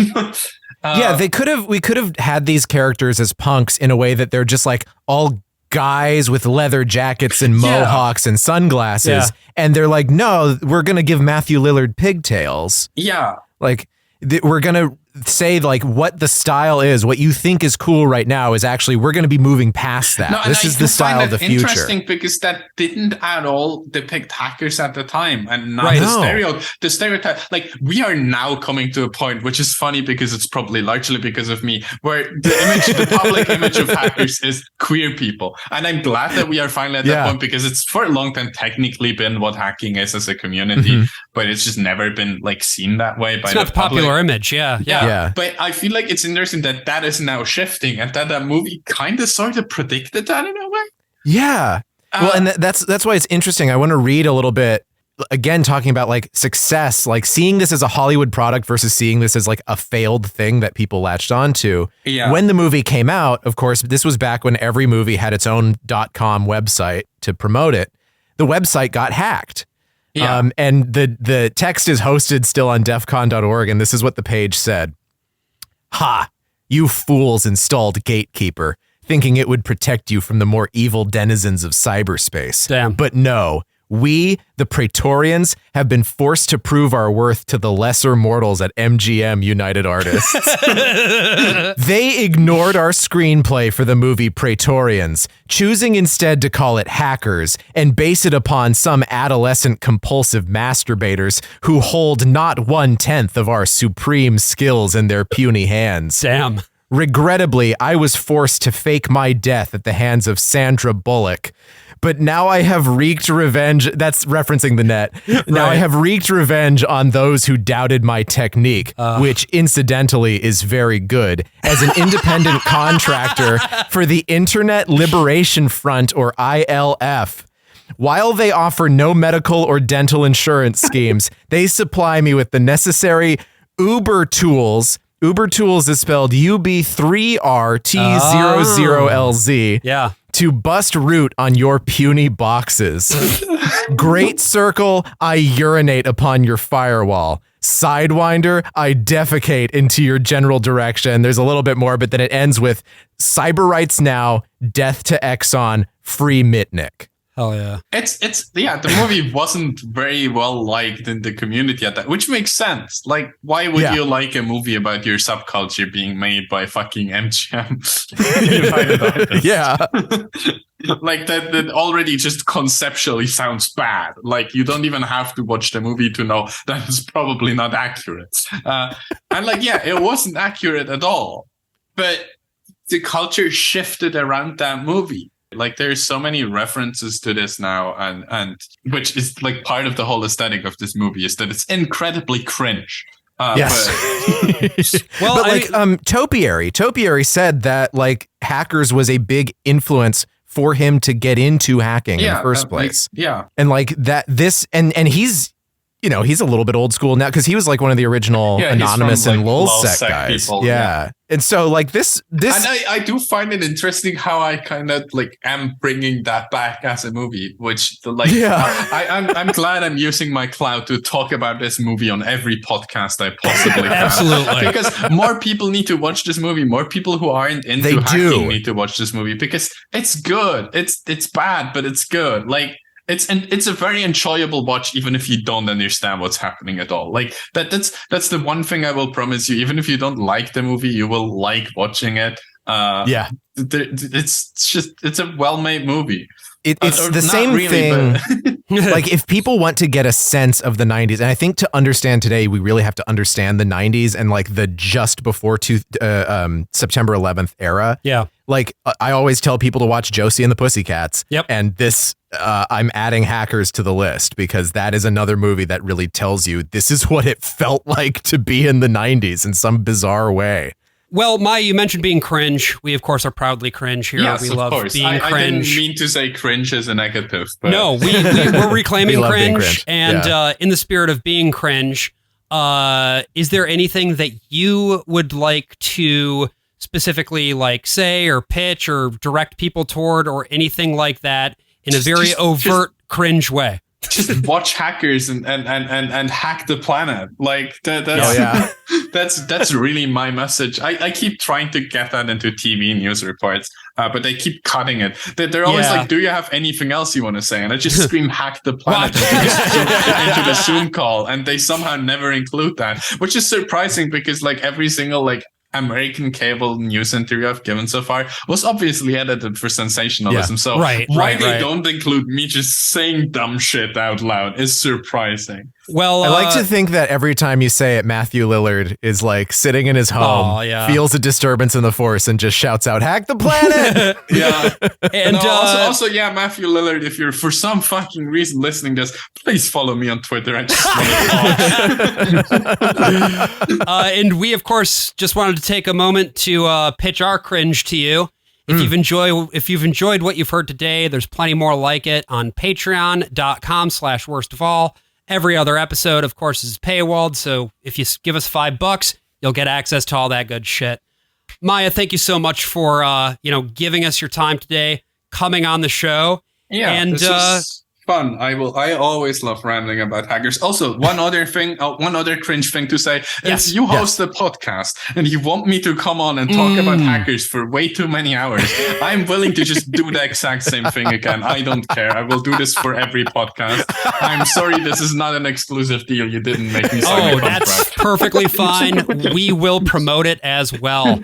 So I guess I'll just close it out by saying, hack the planet. I'm the worst of all possible Joshes. I'm the worst of all possible Brians. And see you next week, everyone.